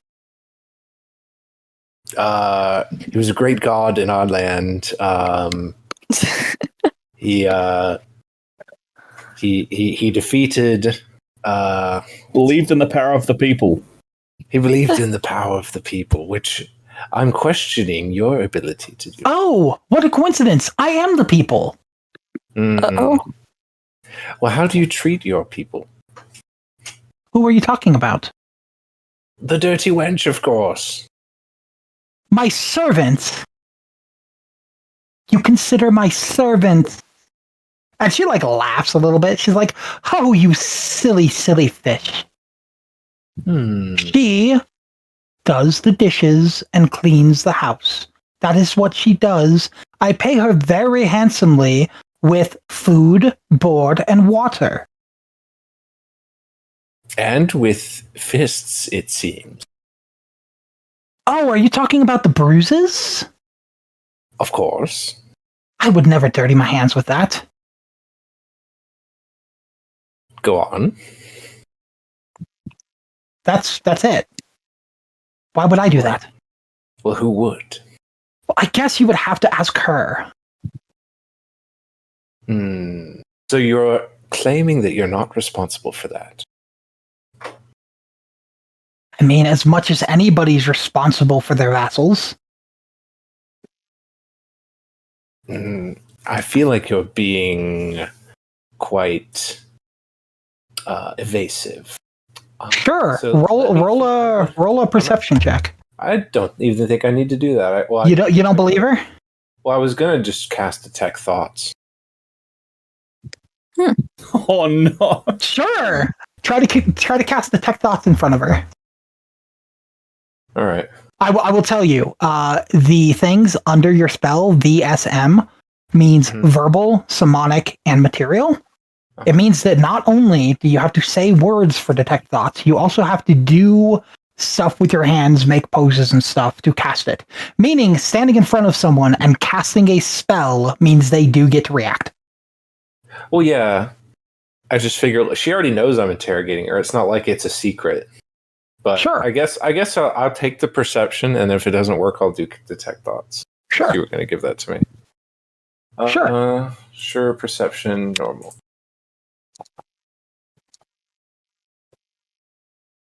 And this is what you're rolling against. And she got a 20. Yeah, you believe her. I got a 19. She got a 20, you said? Yep. I believe... Well, I mean, if I believe her... Yeah, you think she's telling the truth. You don't think she's lying. Okay. Well... In that case... You can still cast Detect Thoughts if you want. Sure. I mean... That's up to you. I wouldn't do that if I didn't think she was lying. In that case, I'll just say... Well, I guess I was mistaken, but you did say to ask her. Yeah. So I will go ask her what's been happening. I will say that she's very attentive servant, and I recommend that she get a raise. A raise? To what? 2 loaves of bread? I suppose for a start. I'll think about it. She's off in the stables behind the house. She points you. All right.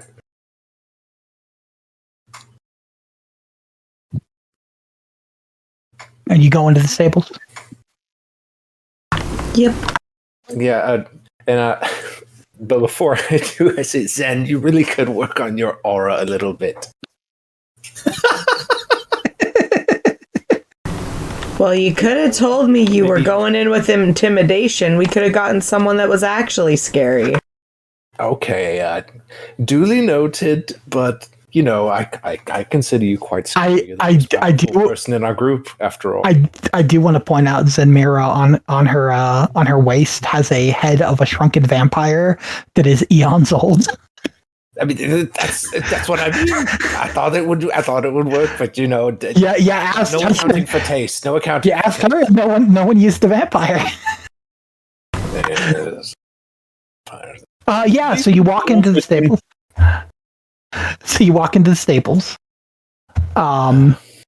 What you see is a rows of wooden stalls.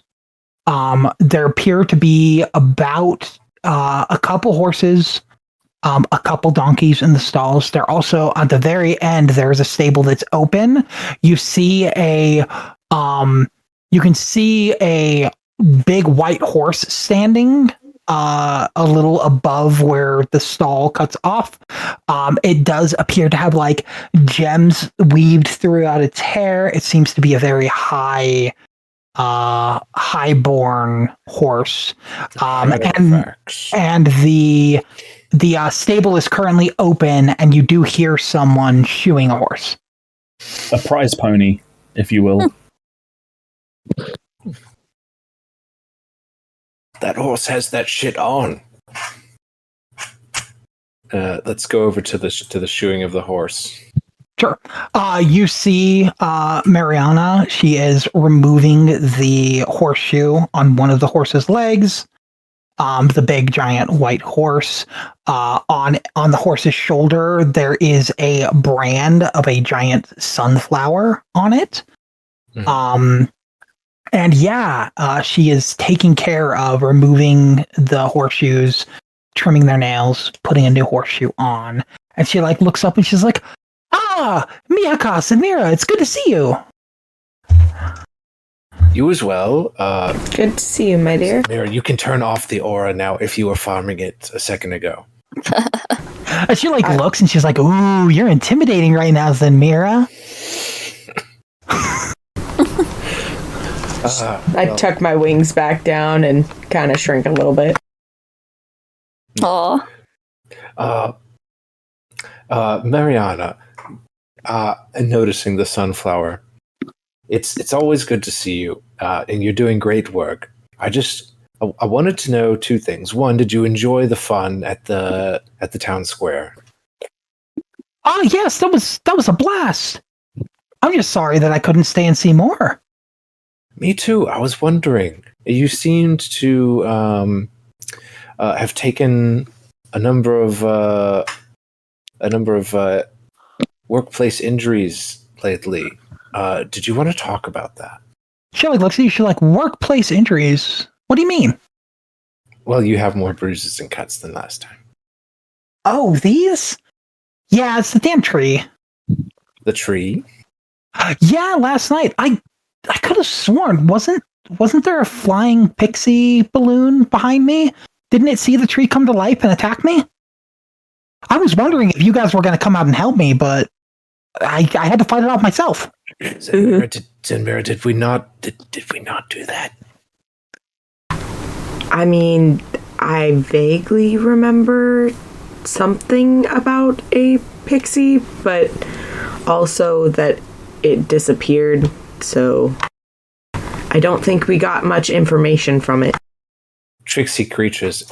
You know, Yeah, it was Pop. So Yeah. his pop balloon was Yeah. it was invisible following. And it got popped. That's why I'm like, I don't think we got much usable information from it. well, that tree has certainly been a nuisance. Are you saying did it hurt you badly? I mean, no more than every night. Define every night. Well, you see, the moon in the sky right now says it's about midday. As it goes further, it becomes nighttime. As nighttime happens, spirits come to life, and if you're not in a safe place and shielded, they attack you and you have to fend for yourself. So what I'm hearing is you don't have your own room. Well, no, I live in the servants' quarters. And that's just open to the elements? Well, I had to walk to the servants' quarters last night. I see. And she like points over to like the stable across, and there's a little sign on it that says servants' quarters. Got it. Well, are you sure that I mean, that sounds very perilous, but are you sure you don't face any other perils? Just checking. Well, I would if I went into the house, but nobody's supposed to go into that house. And It's really dangerous. okay. And then It's haunted. my ears perk up, and I'm like, I get. What's like not dollar signs in my eyes, but eldritch. Eldritch Tentacles in my eyes. Yeah. So you get like an image of like sapphire obsidian, like red and black swirling gemstones in your eyes for a second. Oh. As she mentions the haunted house. Okay. Hold on. I'm thinking. It's like the mix of like obsidian glass with like blood rubies. Yeah. Is what the gem looks like. I'm gonna go take the puppy out. I'll be right back. Yep. Go get him. Is it possible for me? So I have an ink and parchment in my inventory, right? Yeah. Is it possible for me to write out a warding spell that would protect Mariana in her nighttime walk?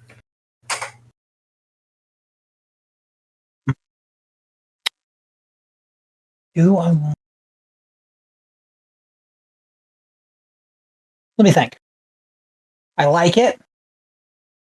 I have to decide how I would want this to.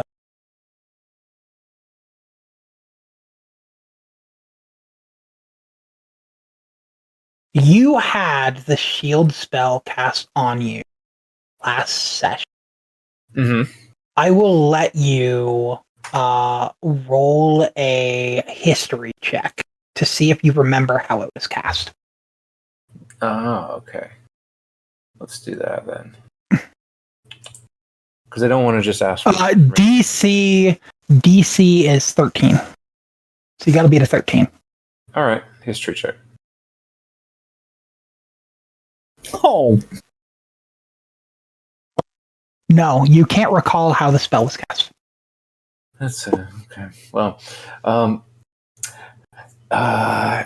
in that case, I will say what I'm you going do to- recall is that the way you got the spell on you was you paid for a room, and first night shielding is free. Every night from there on costs a ticket. sure. So you do think you could okay. probably pay to get shield on her through the innkeeper. Well, that's where I was going to go. So, you know, I don't seem to be having very good luck tonight. However, I do have 10 tickets. I will, out of the goodness of my fishy heart, give you 5 of my 10 tickets, Mariana, and that will hopefully help you come up with a solution to protect. She shakes her hands and like waves for a little bit. I don't get tickets. Any tickets I get goes to Alda. I can't have any. Zenmira pulls Mihikos to the side for a second for a little powwow. And she continues like shoeing the horse and stuff. So you guys do feel like you have I'm not doing very well, Zen. I need some help here. Come on. I think what we need to do is instead of trying to pay for the shield, maybe try and convince the innkeeper that it is her responsibility or in her best interest to protect her investment by keeping her servants safe. Profitable. I see what you mean. Yes. You're smart. So if we can convince her of that, maybe in the future she will just keep her shielded as part of her pay. That's a great idea. I concur 100%. So I turn back to Mariana and I say, okay, so we're going to try to convince your slave driver, I mean boss, about giving you a shield every night so that her workforce doesn't get snatched up from underneath her. So that should help you a little bit. She like perks up and she like stands up pretty excited. As she does, the rip on her shoulder moves a little bit. The tear in her clothes moves a little bit, and you notice a sunflower tattoo on her shoulder. I was coming back to that. And she's like, oh, that's very kind, but I don't know if it'll work. She worships the old ones. I don't know if she would shield a peasant like me, we'll say. And she like looks away for a second, and is like, yeah, peasant. That's why she wouldn't shield me. Yeah. Zenmira uses prestidigitation to fix the rip in her shirt for her. She like looks at it. She's like, oh, thank you. Would hate to see you go cold. And she like bows a little bit. I continue. You may be right. However, I can promise you that we will not let her continue treating you in this way. So we will find a way to convince her to give you a shield, one way or another. I couldn't help but notice However, that you have that sunflower tattoo. Where did you get it? Well, she like looks a little flustered, and she goes, lots of us have it. Lots of you? Yeah, we believe in the fold of the patient lady. We believe that all nature is good, no matter what it does. Nature is not inherently evil. There are just evil actors that make nature go by their way. And she stands up straight and she goes, one second. Let me remember quick.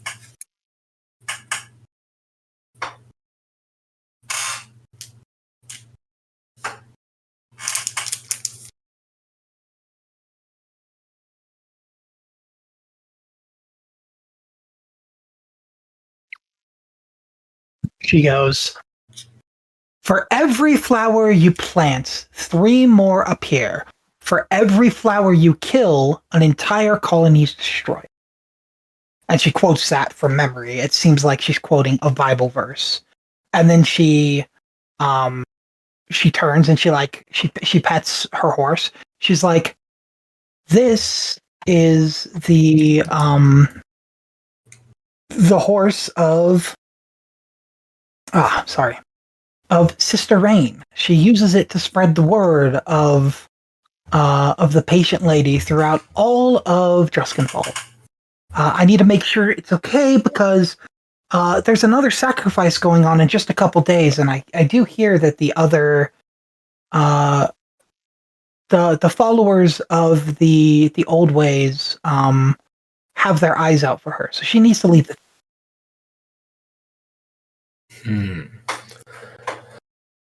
Where is she right now? She shrugs. I don't know.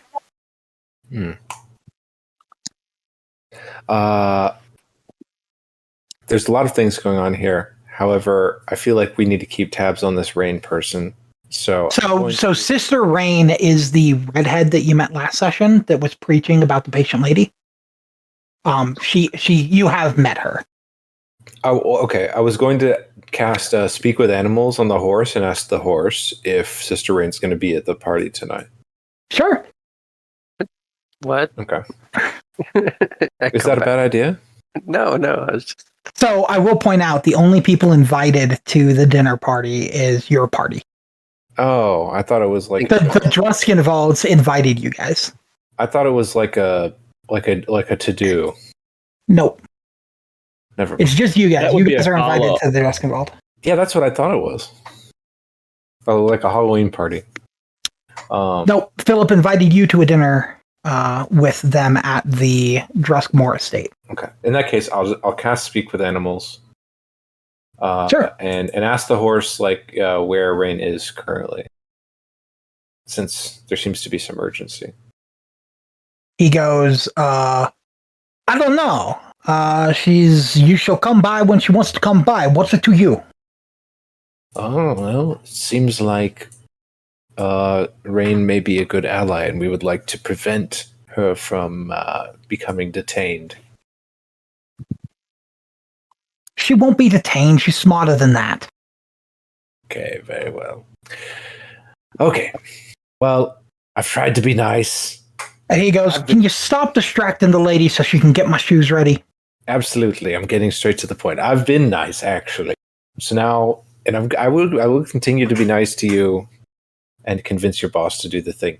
But I must know about that house. What's in that house? How do I get in? Are you asking the horse or are you asking Mariana? Mariana. Mariana goes, inside the haunted house. You want to know what's in the haunted?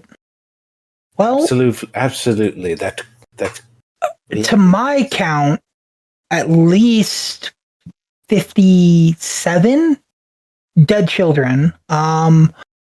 I believe there's also the original family of the house is probably dead in there too. I would hope so. I Otherwise, mean- the property value would be quite low.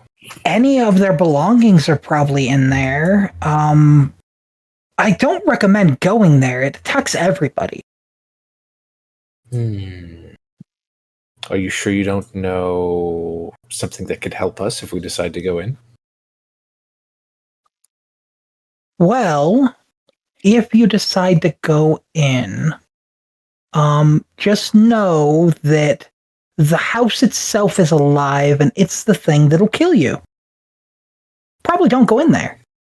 The house itself is. I saw a moving picture about this once. Okay. Moving picture? Mm-hmm. Are you talking about a major image?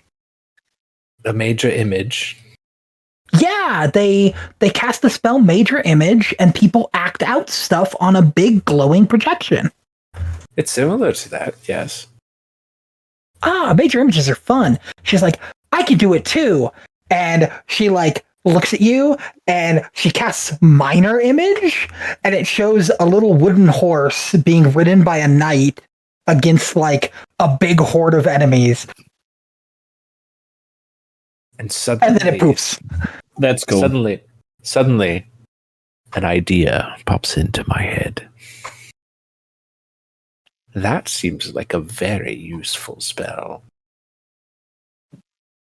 Where could one learn major image, Mariana? Major image? I don't know. I was born with this. She like creates a minor image again, and it goes again, and then it vanishes.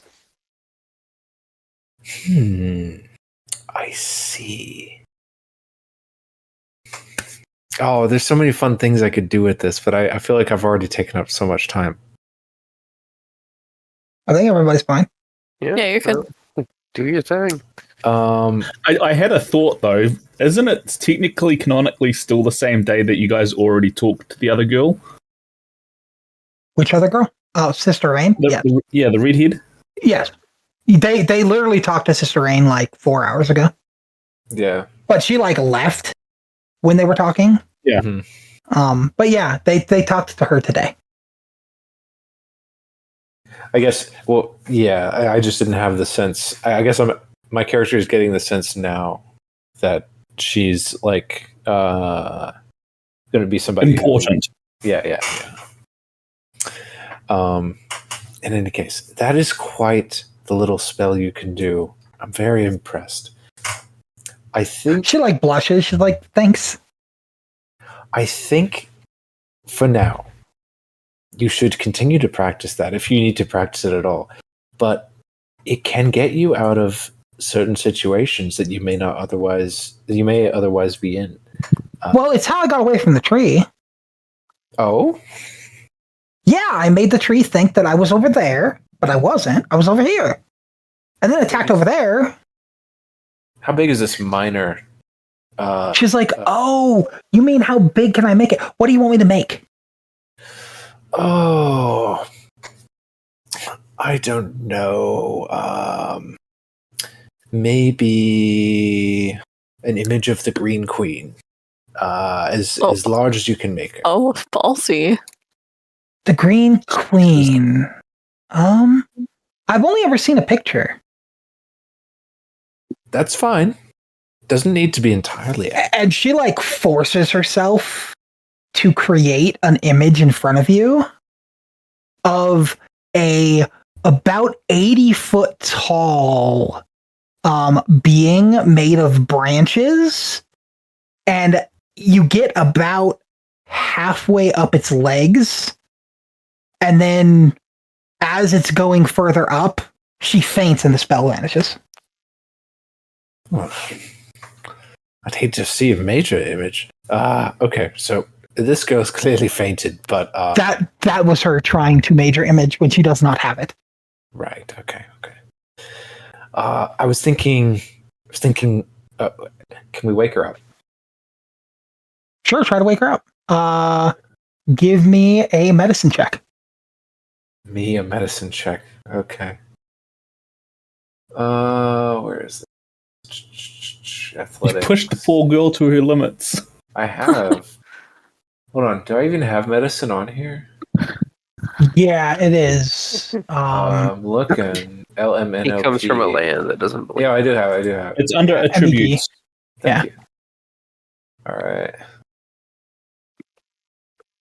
It's how you revived me from. Hey! Yeah, you wake her up. Oh, Nice. Okay. Are you She's- alright? She's like, well, turns out I don't have major image. Okay. That's a very good try, but like minor image could be perhaps the size of a person. She's like, oh yeah, of course. And she goes back to casting spells immediately, and Oh. she casts a picture of you standing next to you, and then she faints again. oh my gosh, Oh. girly. I guess she Relax, can. it's okay. Okay, well, Zinmara, stop him. yeah. Oh man, I feel bad now. Are you gonna try to wake her up again? Should I? Should I just let her sleep? I mean, if I let her sleep, Mia's getting greedy. He's gonna get into some serious shit if she falls asleep during work hours. yeah, She is asleep, and it is work hours, and she's supposed to be shoeing a I'll horse. wake her up again. Sure, on the 22, you can just wake her up, Okay. and she wakes up. She's like, "Did you want to see another one?" No. She was like, "Okay." Just keep that in your pocket. We might use it later. Okay. No need to do it now. Okay. In any case, She goes, you know, there's books on spellcasting in the old antique bookstore. I appreciate that. Thank you very much. We're gonna go. Yeah. Where it is. Oh, this poor girl. We're gonna go have a word with your. You guys know where it is. It was the first house you guys ignored. I don't know what I've We need ignored. My character Right here. literally does not have eyes. But yeah, we're gonna go have a word with your boss. Tell her how good you've been doing. Here's a little idea for you. You know you can make it small, right? Well, your boss has to sleep sometime. If you project an image of you doing such a good job and earning lots and lots of rewards onto her eyes while she sleeps, well, who knows what might happen. Ta-ta. Are you trying to inception her? Yeah. Yeah. And she goes back to working on the horse. You're going back to the inn? Yeah. Sure. Yeah, Alda's at the front desk. She's like, well, did you see Mariana? She's fine, right? Well, as fine as can be. We just wanted to say how good of a job she does shoeing the horses. However, I worry about the state of the stables and the house.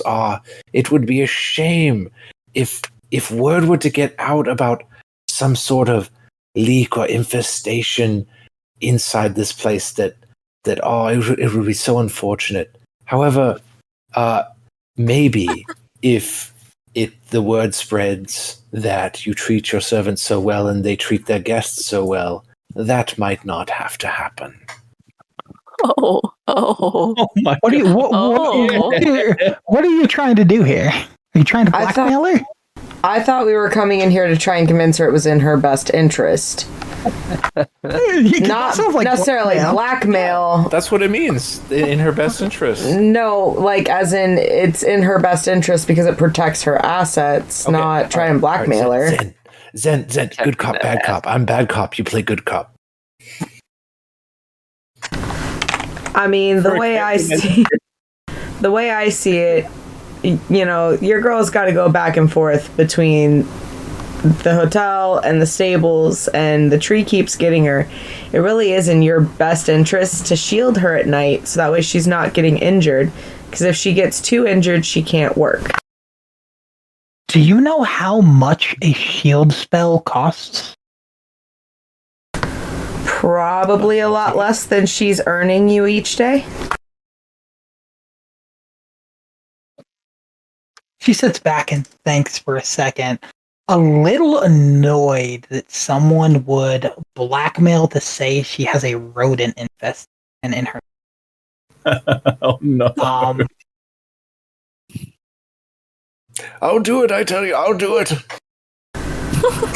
See, She, you like, and I can work turns- something else out without him. He can. Let's Oh, you and me yes. talk. Excellent idea. Miyakos, make a Constitution saving throw DC 19. Uh-oh. Oh, You're really pummeling me today, aren't you? Plus Time to go to sleep. Saving throw.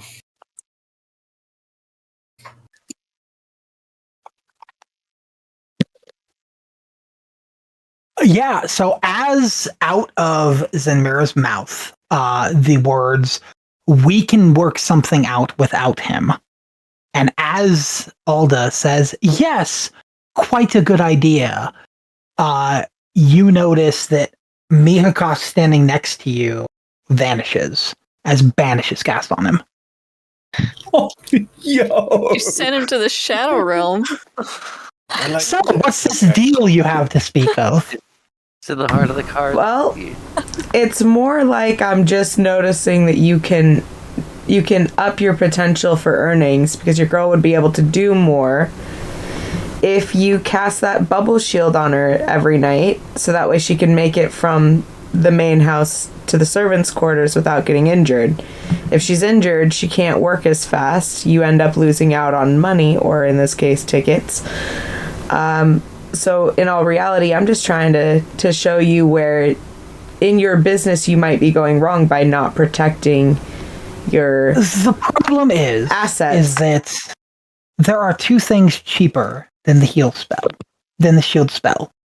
There is your basic cure wounds, which is easily half the price of a shield spell, and just buying a new servant. Okay, but the Which is a moral tenth and of the price. ethical way of going about things says that you should treat others with kindness. She picks up a handkerchief to wipe her hands, and you notice on the handkerchief there is a mask cut in two. Half of it is decrepit, and half of it is green. As she wipes her hands.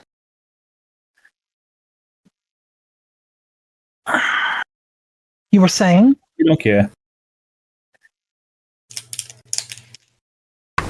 Well, I'm saying it's, she's an asset. You've got several people are saying, hey, she's a great worker for you. She earns you quite a bit, so I feel like you should do something to protect her. And if that means you're using cure wounds, then you're using cure wounds. But what if the tree one day decides to go for a little bit more lethal action? She's already trained. You'd have to waste time training a new servant to do the same things, and that's ultimately a waste of your time and energy as well. You have other things you could be doing that would earn more money than, the time that it would take for you to retrain a new servant. If my servant dies to the many-faced tree, it is the Green Queen's will.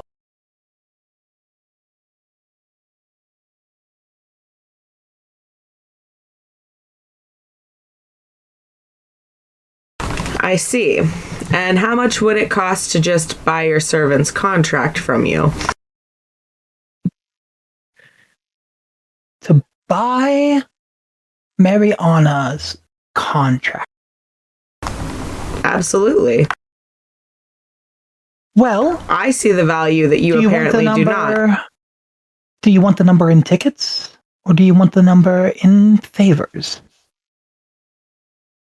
Why don't you give me both Then we numbers also and have we the can problem decide? Of your friend. Mihakos, make another Constitution saving throw DC 19.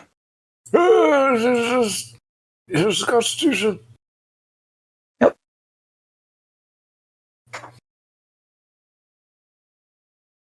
Rolled a lot of nines today. She goes, well, the price of Mariana.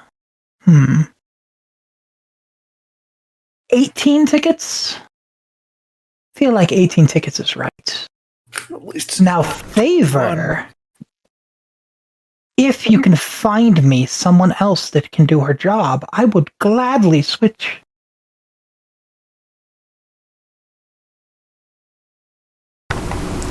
Can I have a few days to come up with the funds? Or the replacement? I will tell you this now. My servants tend to last about 10 days. She's on her 8th. You have until she's not here anymore. All right, 24 hours then. It is so. Now, about the fishman. Well, you see, What are he you gonna wasn't do yours for to him? banish, so I feel like you should be bringing him back. I feel like we have an agreement.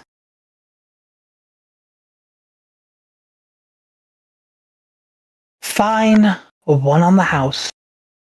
And she snaps her fingers, and Mihakas comes back into the purgatory realm. What Mihakas saw in the astral plane is he was floating through a vast emptiness where you can almost see nothing, but he had a vision while in the astral plane. And it was a vision of a great old one facing off against a man with a cane and a wicked smile turned sideways. And then he poofed back into existence. Oh my god. I haven't slept that good in years. What a nice dream, too. A nice young man I met. Now, if you have nothing else, leave. I feel quite refreshed. See you in 24 hours. In 24 hours. I assume that she was so scared she just agreed to it, yes? Not exactly. She said we can buy the contract for 18 tickets, or we can bring her a replacement.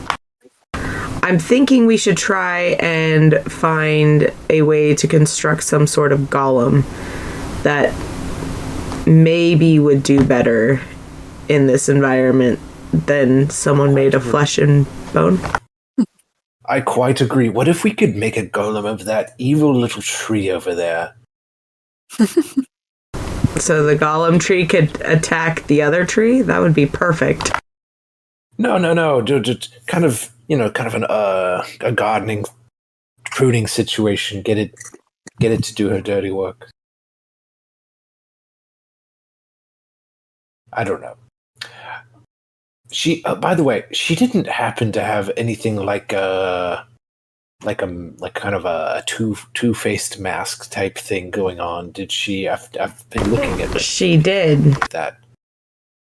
Oh my god! It was half green and half kind of shriveled and dark. I think we just need to murk her. Oh my honest. god. Jesus. Wow. I mean, I'm not entirely against this idea. She seems kind of vile. I agree. I think we should get more information from the Druskenwalds and then set out our plan for the Marxist revolution in this town. This is what the symbol looks like. Oh, Mao would That's not kind of approve gross. that. Yeah. it's great. Okay. Lady like Lady capitalist Green or propaganda Lady to me. Umbrella? Like, yeah, it's cool, but it kind of. And this is what the other tattoo looks like, by the way. Oh, Beautiful. very pleasant. Yes. There's a lot of class warfare with these gang tattoos. I think it's about this time you guys notice that the crooked moon goes over the horizon, and you guys notice it for the first time, that as it does, the crooked moon appears on the horizon to the east. And it is darker and red, still smiling and looking at you, it seems. but it has clearly turned to night. And it is around this time where Poxie, sitting on the throne, stops moving. Poxie, I would like a wisdom saving throw, please. Oh no.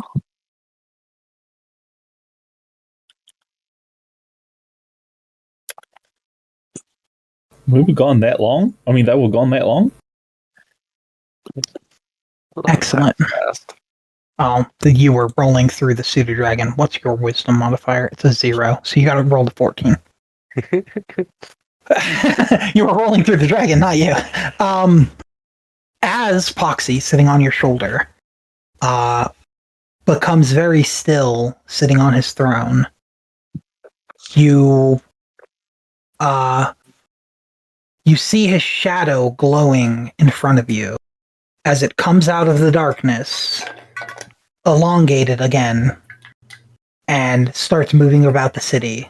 You guys see it move over here, and it takes a brick. And it moves here, and it takes a stick from the schoolhouse. And it moves to the trading post. And as it reaches to grab something from the trading post, a shock of electricity happens and its hand gets knocked away. And then it moves here. And it flies up and it grabs a little bit of straw from the top of the house. And then it flies back, standing in front of Percy, looking sideways at you. A Poxie that's as tall as you, covered in shadow. And he goes, "You are an interesting one." And he takes the straw and he hooks it to your horn and wraps it around your horn. And he takes the stick and he connects it to your arm.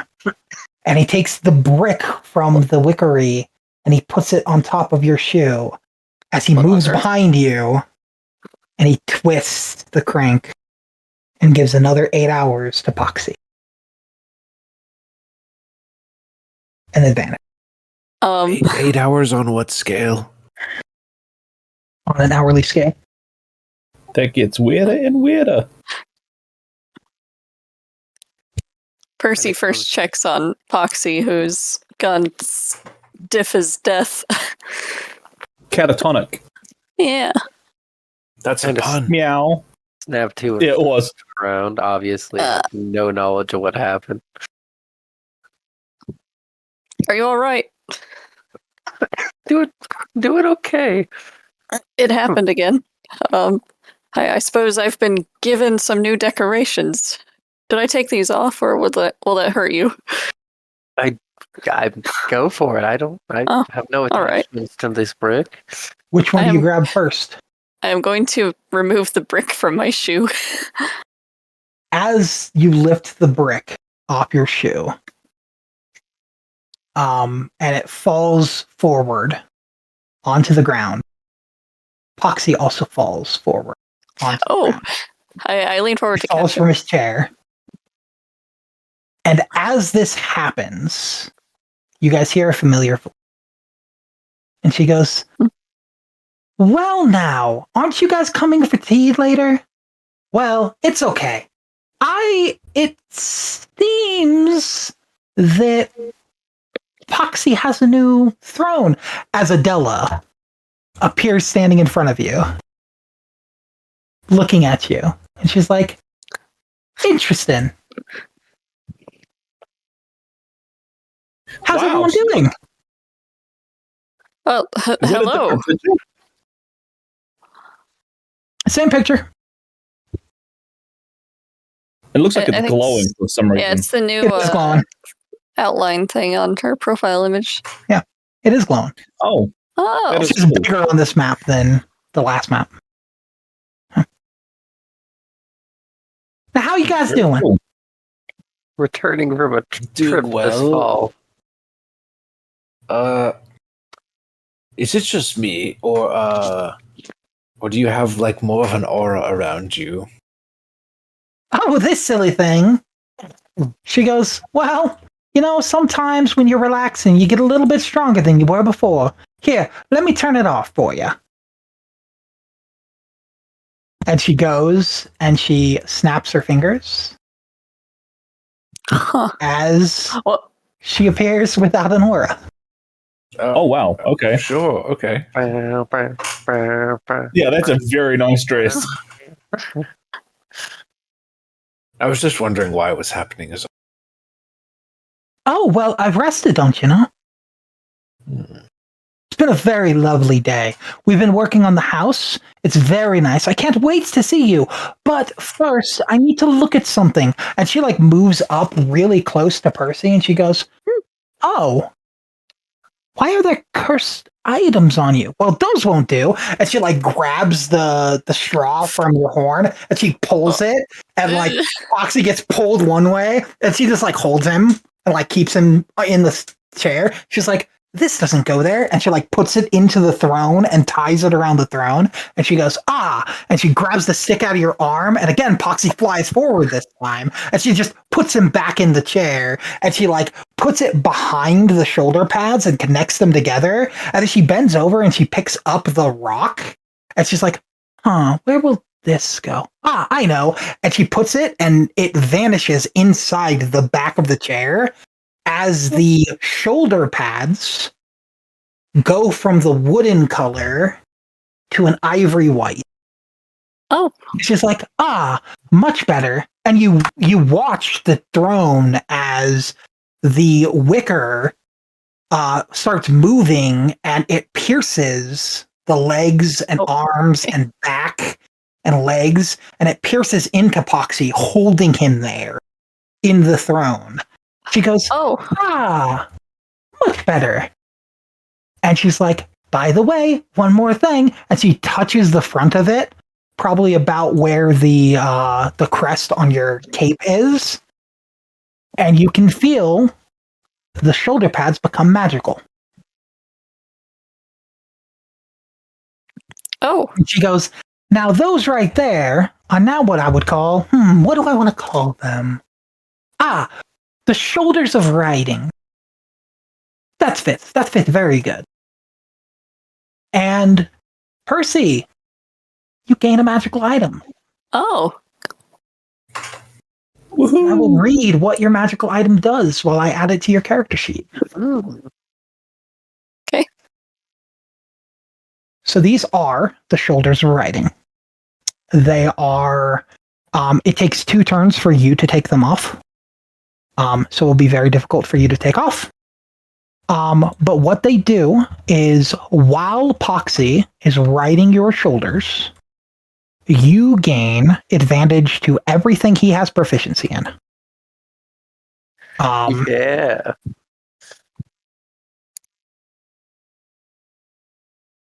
They are called the pauldrons of riding, sorry. Currently, what he has advantage in are they are on the pauldrons, actually. He has advantage in you have advantage in everything he has, which is currently damn it, Poxie. What do you mean proficiencies? So proficiencies is something you can gain through features and stats and stuff, which adds your proficiency modifier to your skills. He currently has proficiency in deception, insight, investigation, and performance. So as long as he is on your shoulders and strapped in, you will have advantage on all rolls that use deception, investigation, insight, and performance. Oh. When you are hit with any attack across the board, any attack that hits you, you take full damage from, he takes half damage from whenever you're hit. While he's riding your shoulders, he will take also half the damage that you take.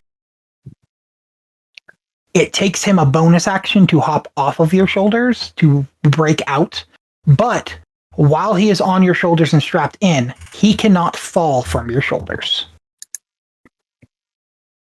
Nothing can knock him. If you get knocked prone, he also gets knocked prone. If you start flying, he also is flying because he's on your shoulders. That's cool. So, you gain advantage on 4 skills right now. If Poxie down the road gets more proficiencies, you will gain advantage in those also. As long as he's on your shoulders. That's really cool.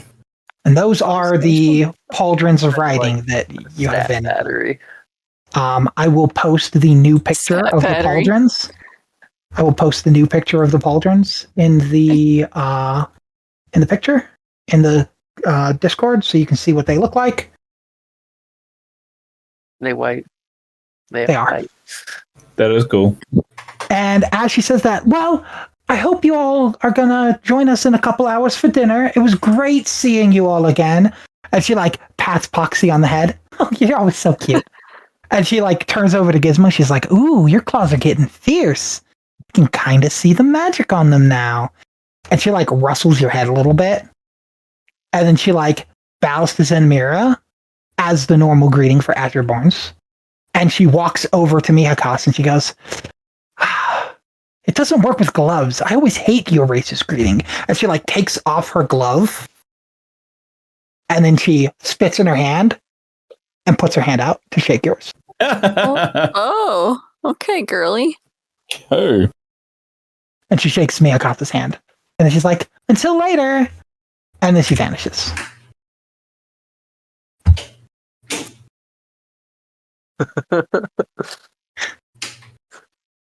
Loogie language. He's a fish man. The wet high five. Yeah, so the fishmen invented the handshake because shaking hands with someone that's above water is always dry and always saps the moisture. So they have to have moist hands when shaking. Fair. Otherwise, it hurts them. Okay.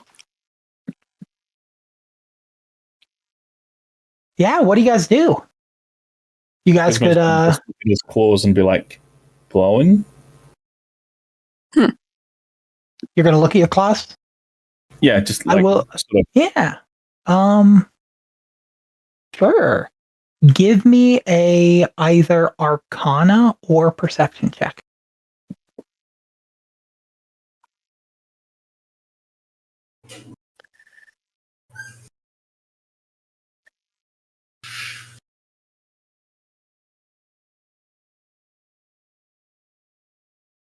well, at least it's not too bad. Yeah, actually, you beat the DC, so you're good. As you look at your claws, you see something familiar, and you get a pseudo flashback. You feel a stabbing pain, and then you feel an anger that flows through your body. You remember feeling like you needed to attack everything. And when water came near you, you would run away from it, terrified. As you remember some of Gizmo's last moments. Huh.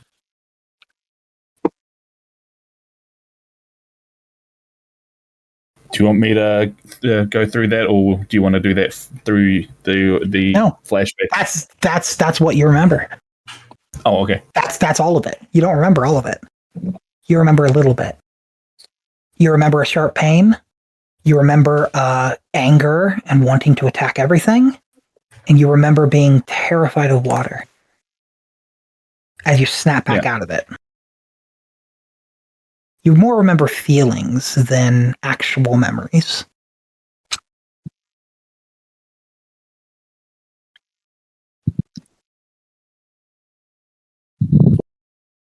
What are you guys going to do?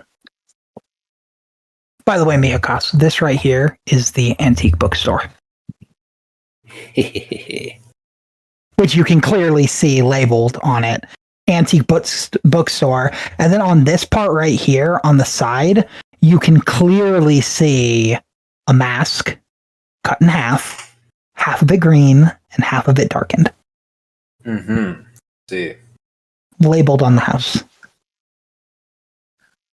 Well, sorry, I just went to the bathroom for a second. Okay. After the Druskenwald left, were we urged to do anything? So she actually, I guess you weren't there. She actually gave you the handshake. She took her glove off in kindness, spat on her hand, and shook your hand before vanishing. She knows the ancient tradition. Okay. The wet high five. Well, yeah, she gave everybody the proper goodbye. She gave the bow to the Azure-born. She did the patting on the head of the werecat. Scarecrows just say goodbye, and she patted Poxie on the head. But she did all of your proper handshakes and proper greetings and goodbyes. It's quite impressive. We'll get to talk to her more at the dinner. Mm-hmm. How many hours do we have? So technically, you guys have like 2 hours. Oh, okay. You guys can either continue looking through the city, which you guys have unlimited time to do realistically, or you can zoom forward. It's really up to you guys. There's lots more you guys haven't seen in the city. I guess we can do a quick pop into the bookstore and then follow everybody else. Sure. You're going to enter the bookstore? Yeah. Excellent. You see a librarian. Before I go, Gizmo, I kind of missed you on the last turnaround to the city. Could you come with me? Oh boy. Oh no. Yeah, very reluctantly because he's feeling a bit glum, but you know. Thank you, my friend. Okay. You're going to meet the bookkeeper. So, Very nice. as you enter, there are books of all shapes, subjects, and genre all across the shop. As you walk in, you see a desk at the end of a big row of books, and there is a lady sitting at the desk. What do you do? I bid her a good moon, and Are you walking over to her, or when you enter? wait, is she inside or outside? She's inside. Yeah. I'll enter. She's in it. Yes. I'll enter and walk over to her and say, "Good moon to you. I wanted to ask about that mask in the window." Mask in the window. Are you talking about the graffiti on the side of my bookshop? Yes. Do you know who drew that? Someone that follows the old ones, I assume? What's the general feeling around town about that kind of stuff? Well, you have two groups of people. You have the people that support no, I'm corrected. You have three groups of people. You have the people that support the old ones, the people that support the patient lady. I think you have one guy that for some reason is a fanatic, absolute fanatic of the lady Adela Druskenwald. He always paints her. I've met this young man. He has a bright future, but not a lot of confidence. I mean, not much of a future if you ask me. Oh, why not? You gonna pry? Sure, why not? Well, he took a deal with a patron that gives him magic powers if he continuously paints until he can paint a perfect image of her, which is actually impossible, and he's slowly becoming mad. You know what? Becoming mad isn't that bad. Oh, everybody's gonna try it once or twice. She looks at you and she moves her glasses up, looking through them. And she goes, you follow the whispering ones. It makes sense that madness wouldn't seem so bad. For us common folks, madness is terrible. I can kind of see it. But the young man aside, I do desire one other thing, and I came to your establishment specifically because I believed I could obtain it. I'm looking for the spell or a book on the spell. What is it? Greater image? No, what did she call it again? Major image. Major image. Major motion picture. Major image. Ah. Well, do you want the good news or the bad news? The bad news. You are not a strong enough wizard to cast that spell. The good news. If you get stronger, you can cast it. And What's the good thing? We are strong. well, Do you care to show me how strong you are? I think I should save my strength. You seem like an intelligent a bookkeeper. You probably know, but you have the ability to give me a book that could teach this spell if I was mad enough to learn it. Yes. Okay. There's a price Yes. for major image. Mm-hmm. That will be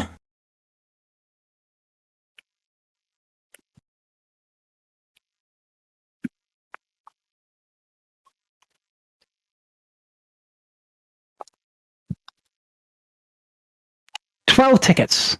Oh, 12 tickets. That's Oh, quite a boy. lot. that's I steep. believe I can obtain this, and I guess it's a good opportunity to go get some because I could also gain more experience in that time and come back. I have other books, you know. But are they as cool as Major Image? Depends what you're trying to do.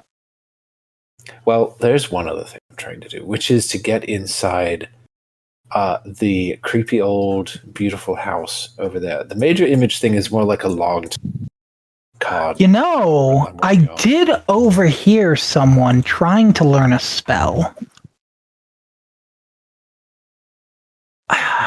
They were talking to the stable girl. And I could sell a spell for that. The what now? Minor Image? No, I could sell a spell of shielding for 7 tickets. That's still quite pricey. 7 tickets. What does Spell of shielding do? Would that provide safe passage through the creepy house? The creepy house. Are you talking about the haunted house? Exactly, the one with all the bodies.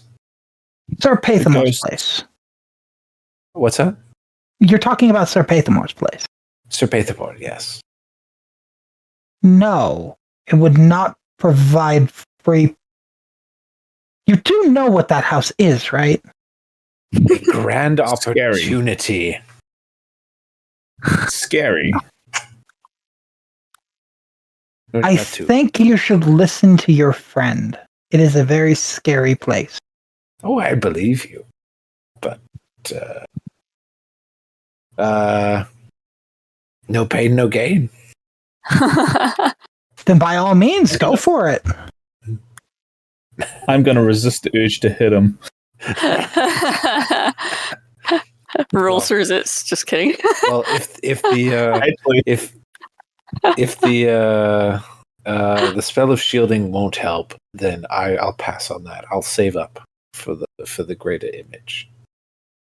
It would not help with the shield, with the house. It would. Yes, it would. yes. It is a spell you tried to cast on the stable lady.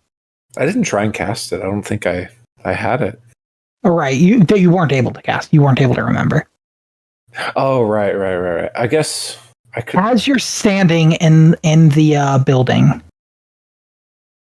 you can hear some pounding on the roof. First, it goes 1 little hit, then 2, then 3, And then it's just consistent. As you look outside and you smell the smell of fresh rain as it starts to downpour outside. Oh. I like that smell. I like that quite a bit. And she goes, "Ah, rain. Well, I must close up. Off you go." Oh, Wait, we go. oh yeah. Oh, no. Oh, no. Wait. No, wait. Oh, you don't like rain, Gizmo? Is that right? Can we stay? Aw. What do you mean? It's just rain. Can we stay? No, like the rain. Is it more? Give her a persuasion check. Okay. Gizmo.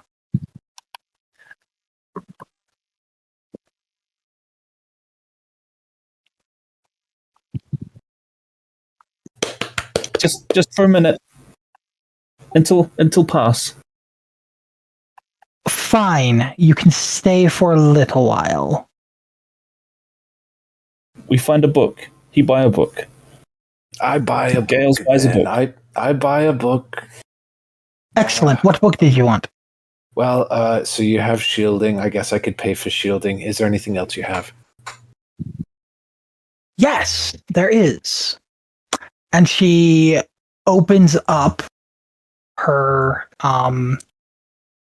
her catalog. She's like, and she kind of perks her glasses again as she looks at you and looks a little closer, and she goes, "Something for you." Well, like I said, I have the spell Shield. It's a pretty good spell. I have the spell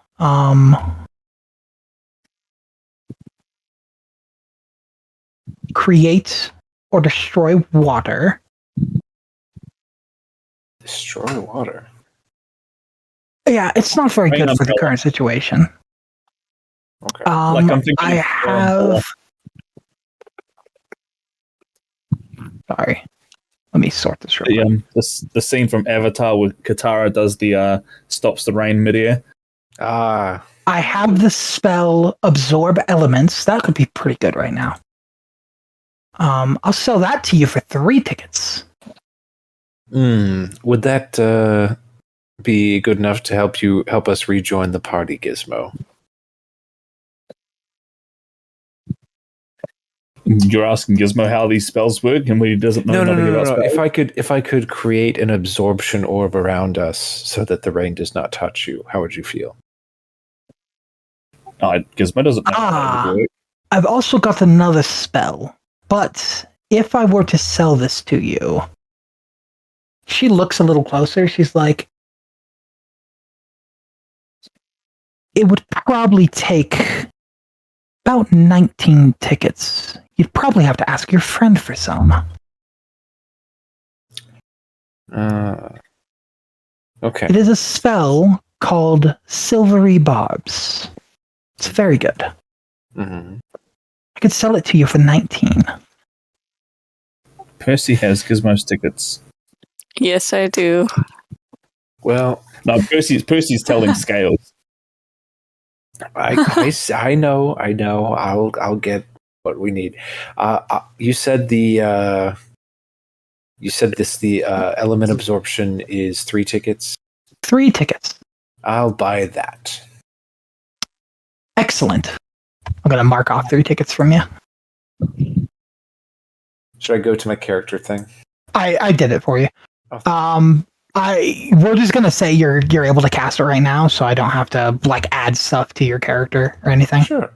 All right. But yeah, you now gain the spell Absorb Elements. I will read the spell for you. The spell captures some of the incoming energy, lessening the effect on you stored. And storing it in your next melee attack. You have resistance to the triggering damage type until the start of the next turn. Also, for the first time you are hit with a melee attack on your next turn, the target takes an extra 1d6 of the targeting type. You can try to use it to protect from water, from rain. Try to protect from it. Yeah. You could see what it does. Yeah, I will do that. Sure. You cast it on him. I'm going to take away a first level spell slot from you. As you cast it. And Gizmo, you see a shimmering aura around you. Is it enough? He's maybe going to have to roll a persuasion check to tell me it's going to be safe enough. All right, let's do it. Sure. I'll say my DC is only going to be like 10, so yeah. Maybe 9. Persuasion for you is actually there is a number. There's a number. Is there? Oh. Yeah. It's 14. Oh, is there? Yeah, the number is 14. It is he is rolling against your passive perception. Oh, okay. He needs a 14 or higher. Could I roll with advantage because it's clearly sure. You're a trusted friend. I will give you advantage. And the spell clearly is for this purpose, so okay. I'm going to move her away so I can see your tokens.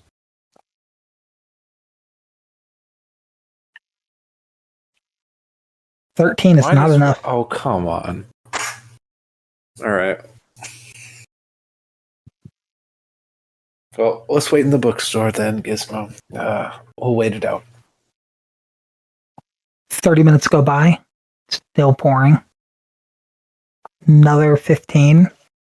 Starts to lighten up. And then 15 minutes later, you come out. But before we get to that, what is everybody else doing during this downpour? About an hour-long downpour. What are y'all doing? Percy's gonna find shelter. Right. Gotta protect my little buddy too. Where are you gonna find shelter? You gonna go to a new house? An old house? Let's see. Seems there's a shop nearby. There's a house here. House here. There's a house down here. You haven't been to any of those. Oh. You've been here. You've been here. Been here.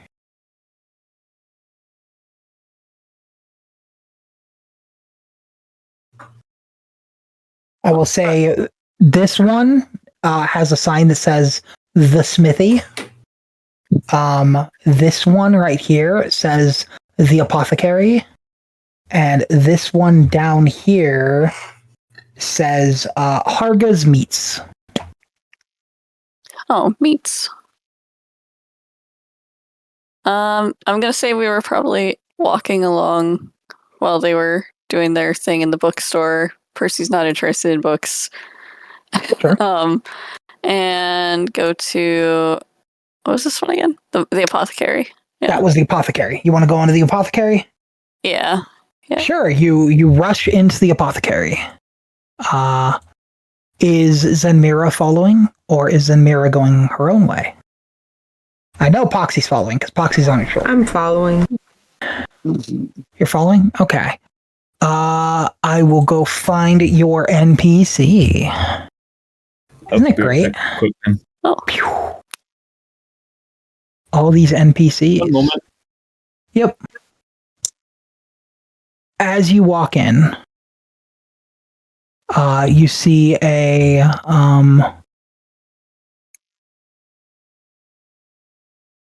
person behind the counter.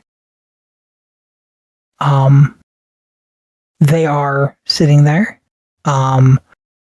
with some potions behind them, some glowing, some not, some are red, some green. There's even a shiny yellow one. And yeah, there's a person sitting behind the counter.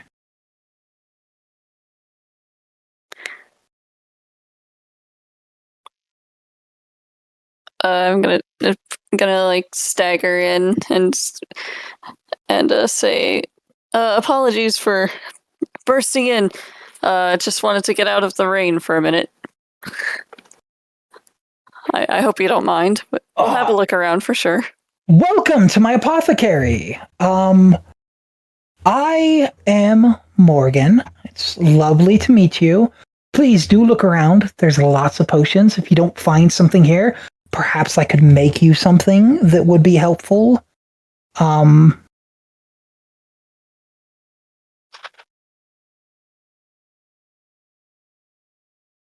And yeah, you see a bunch of different vials.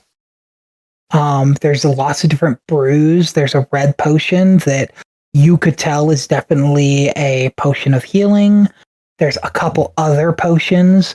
There's a pink potion that it's in a glass bottle with a cork that has a pair of crossbones on it. It looks like this. There's also one that is in a gourd, which looks like this. Ooh. There's another one. It seems to have a moving, shiny smoke in it. It's got a skull with crossbones and triple X's on it. This against the wall.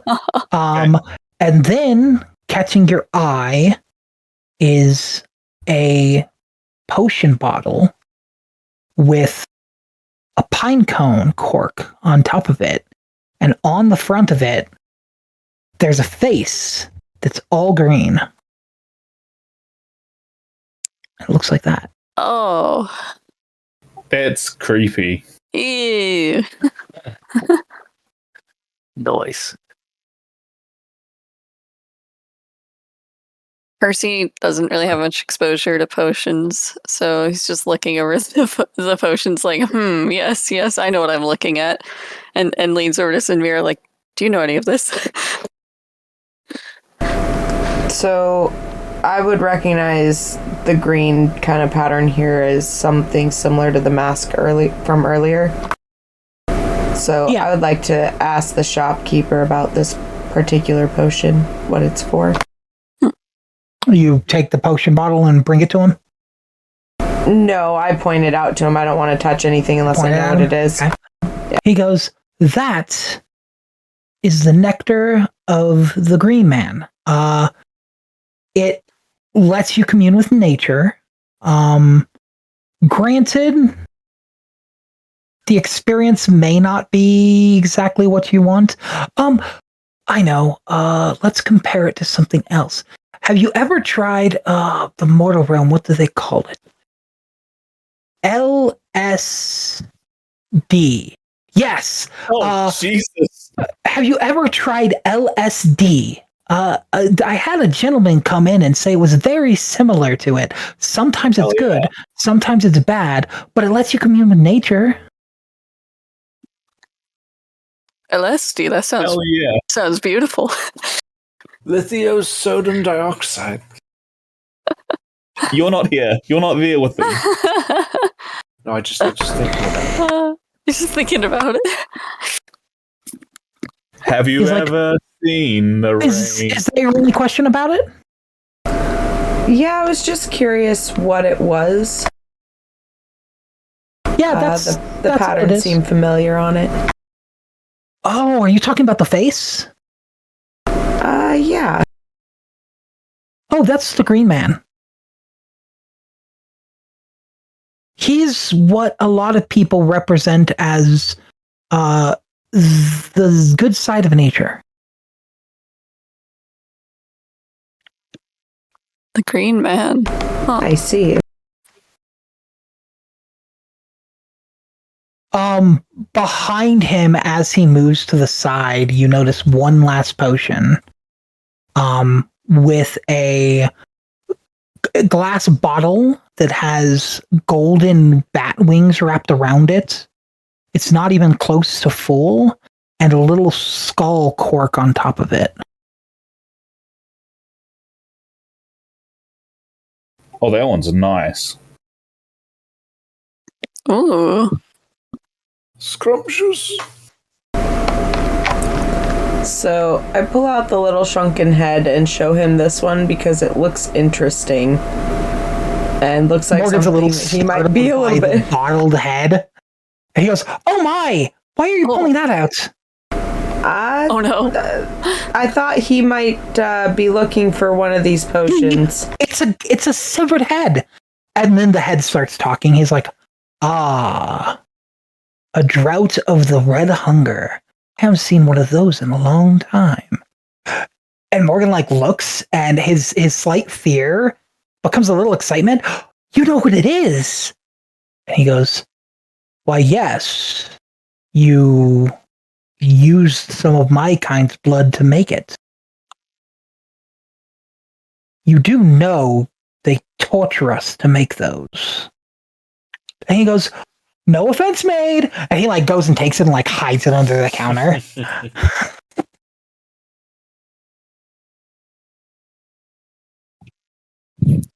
And then the head turns to you and goes, while I don't like it, it may be useful for the task at hand. And he goes, now put me away. I'm tired of looking at him. I put the head back in my bag and I start talking to the shopkeeper, trying to see if we can come up with a price on this file. You want to buy the potion? Well, my can you afford it? Associate thinks it might be useful, so I was curious of the price. Well, the initial potion you showed was about 2 tickets, but that potion I couldn't let go for anything less than 40. Ooh. I see. Well, I'm sorry. We'll have to think about that a little bit more and potentially come back for it later. He goes, I'm terribly sorry. And it's at this time that the rain starts to calm down.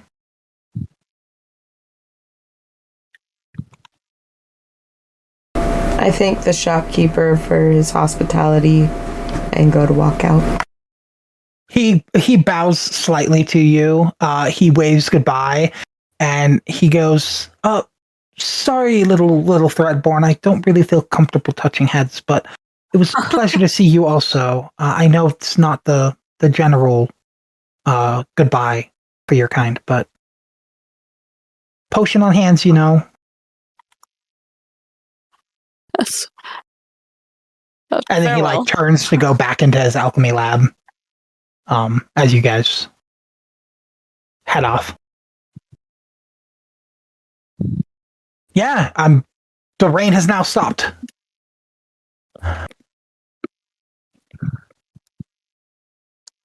How out of curiosity, how long did the absorb elements last? Normally around, but I'm gonna say, because you're not using it at all how it's meant to be used, I'll let it last. It's still on you. Oh, okay. So no, just wondering, because if I was still sort of glowing or feeling the effect, I'd sort of very cautiously step outside and avoid as many puddles as I can. Sure. And I'm going to do something fun. Give me a dexterity saving throw. Oh. Okie dokie.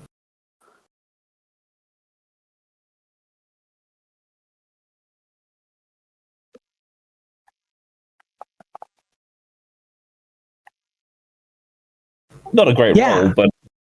So as you walk out after almost an hour of an absolute monsoon of water, you step on the porch, and the porch is made of wood, and it is not well treated wood, and when lots of water goes into wood, it becomes slippery, and you slip and fall forward. Oh, and you land face first into a puddle of water. Oh, No. And as you do, your body becomes a little stiff. And you have half move speed. And you are now weak to bludgeoning damage.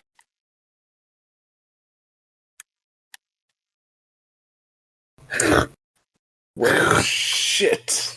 I guess we did all that waiting for... Well, no, never mind. I'll tell you what, Gizmo, let's go find you a warm fire. Would you like that? Thank the shopkeep, and we're just going to move. Sure. All right, we'll move. I think it's know about what?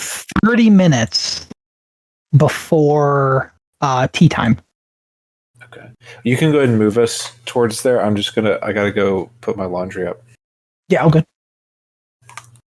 So are you guys going to start moving in the direction? Presumably, we know where we're Yeah. going. Yeah. Gizmo would start move. Yeah. Okay, I'll move Yeah. everybody.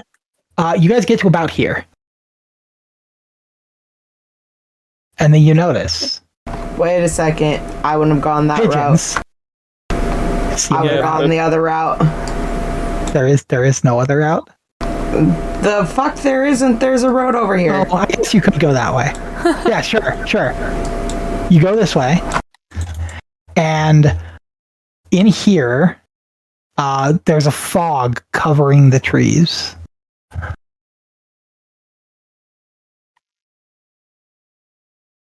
Do you walk through it? I mean, I'm not above trampling through the grass over here, but I follow the group wherever the group's going.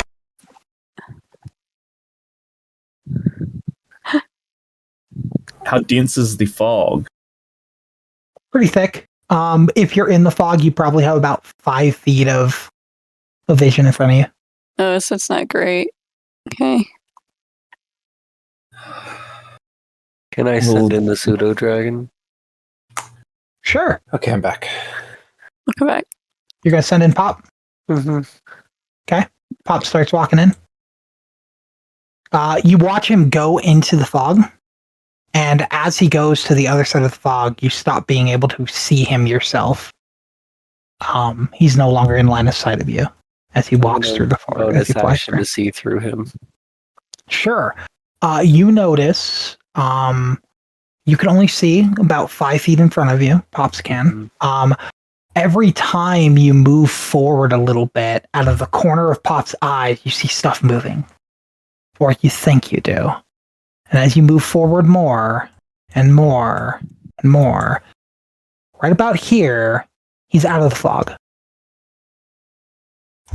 And he looks on, and you look through him, and you notice the house that you're supposed to go to is...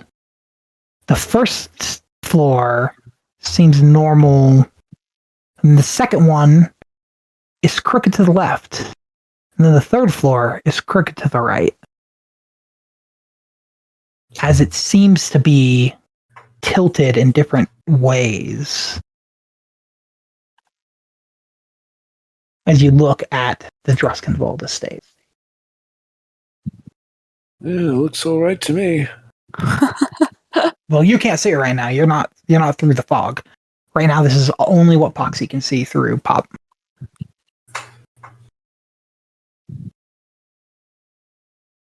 I'm sure that's up to code. Has to be.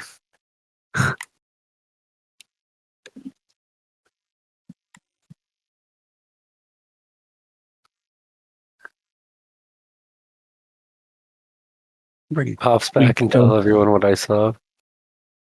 Sure.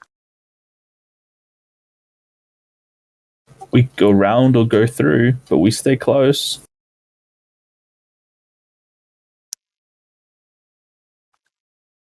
Pops can make it, so can we.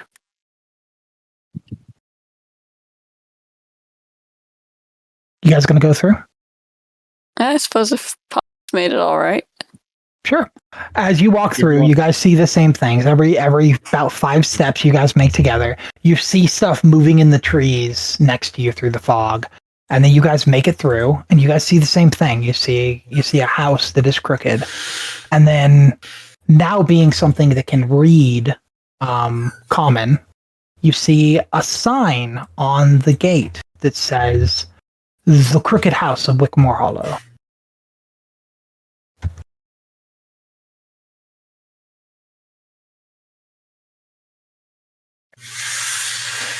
ring the bell or anything on the gate? Nope, there's just a gate. Okay.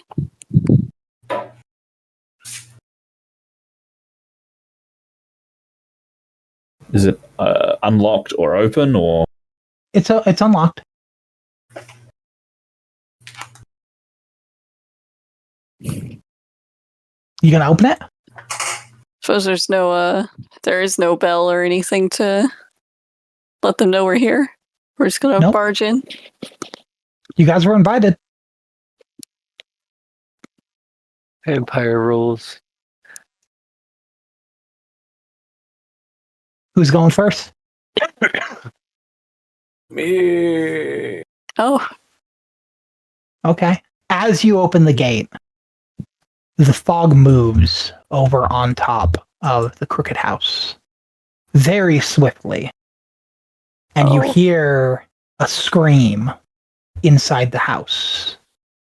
As you could tell, the voice of the scream is Adela Druskenwald. Is it like a high pitched scream, or is it like It's high pitched. a high? And you can very clearly tell it is Adela Druskenwald. And with that, we're going to end a little early tonight. oh, And we're going to save that for next week. I was gonna say, is it Cliffhanger. like the what's that movie scream? The Heimlich? It's not the Heimlich. no, it's Wilhelm. The Wilhelm. Wilhelm. Oh. It's not the Wilhelm scream. Dang. We're going to end it there. A lot of stuff to keep in mind. Hell yeah. Remind me, is the Green Queen considered an old? So the things you know about the Green Queen are probably through Percy, because Percy understands a lot of stuff about the land and how it was. The Green Queen once ruled over all of Purgatory before it was called Druskenwald. She created beings that were completely subservient to her with the spirits that showed up in Purgatory. Until one day, she was miraculously taken down by nobody knows who or how. And then the Druskenwalds showed up and started reshaping all of Purgatory into Druskenwald.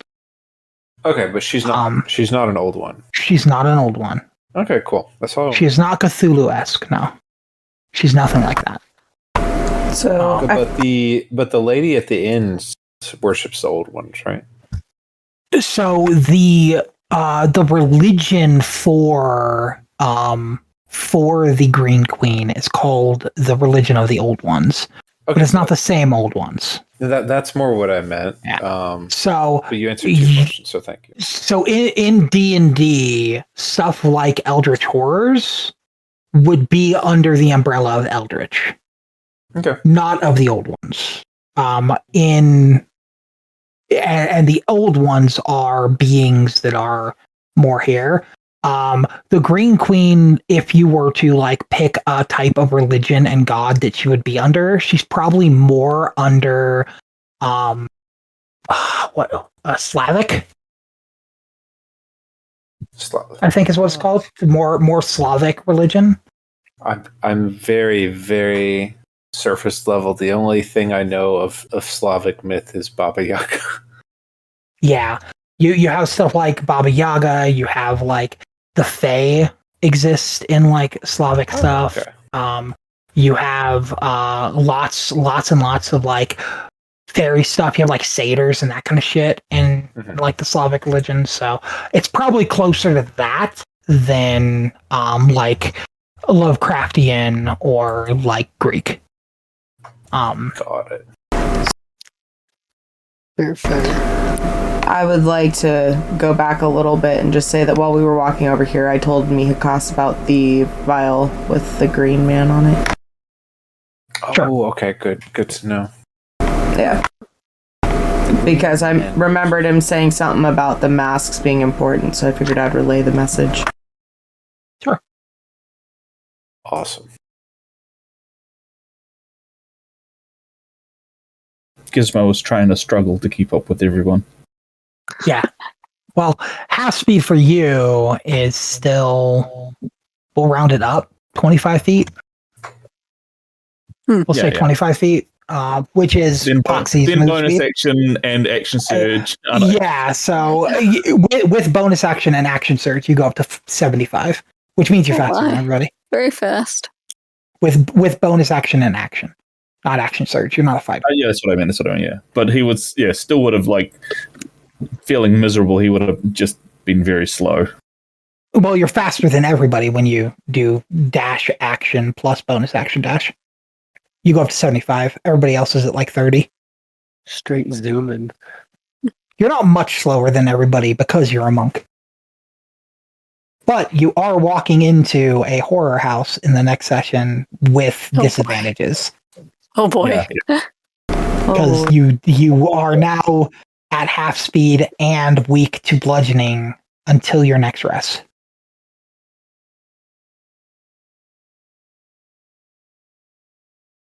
I think I remember I was going to change. Oh, well, I don't remember if I was going to change it or not when we had the long rest, but I can't remember if I did. I don't think you did. I think you said keep it bludgeoning.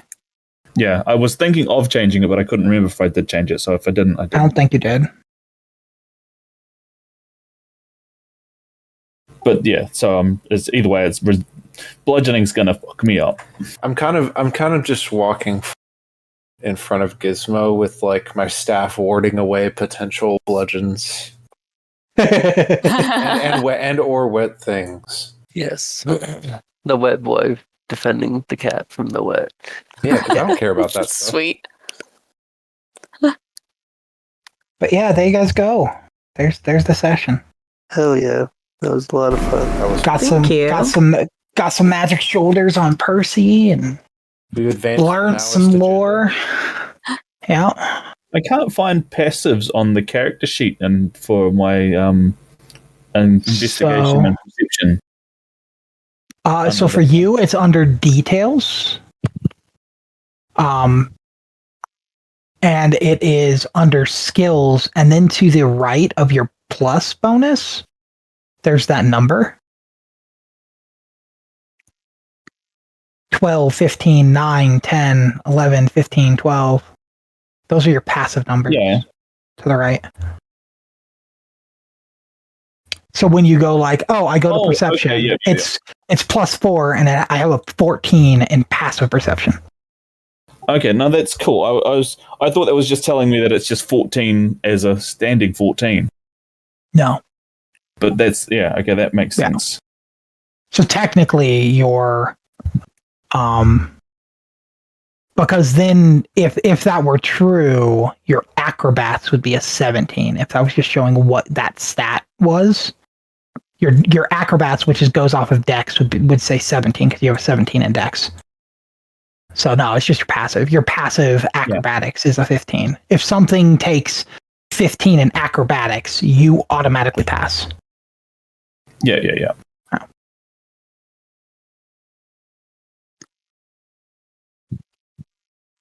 I needed to try really, really hard to get you to become rusted. I can't fucking roll shit tonight. No, none of our rolls were good. I think I failed literally. I mean, we got kind of fricked. Well, failing can sometimes give its own rewards, so you may have been looking for one thing and gained something else. So I love how in some of these I have +5, right? Whatever, perception, arcana, whatever. And then I'll just roll something that with the +5 is middling. It's why? Yeah. Well, you also try to persuade people a lot, and you have a minus to your persuasion. You're probably not the person that should be talking to people. Yeah, you do a lot of talking for somebody that doesn't present well. Well, you're right. That makes a good story though, because you've so far insulted the mayor, you've insulted the lady of the house, the hotel. It also turns out that you If I insult everybody, eventually somebody will deserve it. It turns out that a fish that's out of water is also not that intimidating either. Maybe I need to learn a spell that could flood everywhere, but not do it while Gizmo's around. Yeah, you could also learn enhance ability, I think. Enhance ability. No, you'd have to learn. Right. It gives you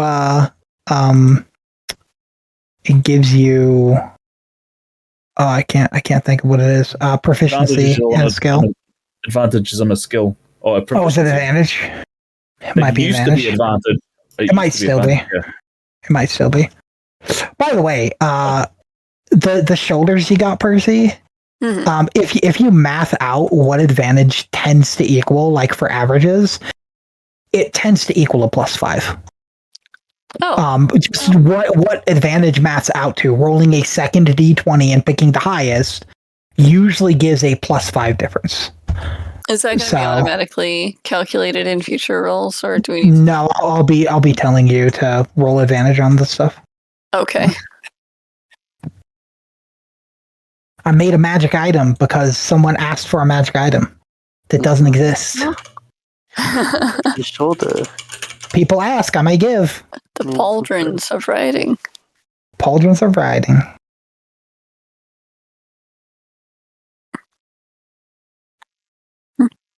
Percy got decorated like a Christmas tree by a shadow Poxii.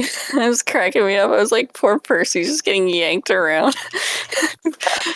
It was intended to enchant the pauldrons of writing. Oh, I think I just activated my thing on myself. Oh. I was trying to read it. Oh. Went to effects. No, I deactivated it. Okay. It's activated right now, yeah. So how do I activate the watery doom part then? I just remember. Oh, okay. I think. Huh?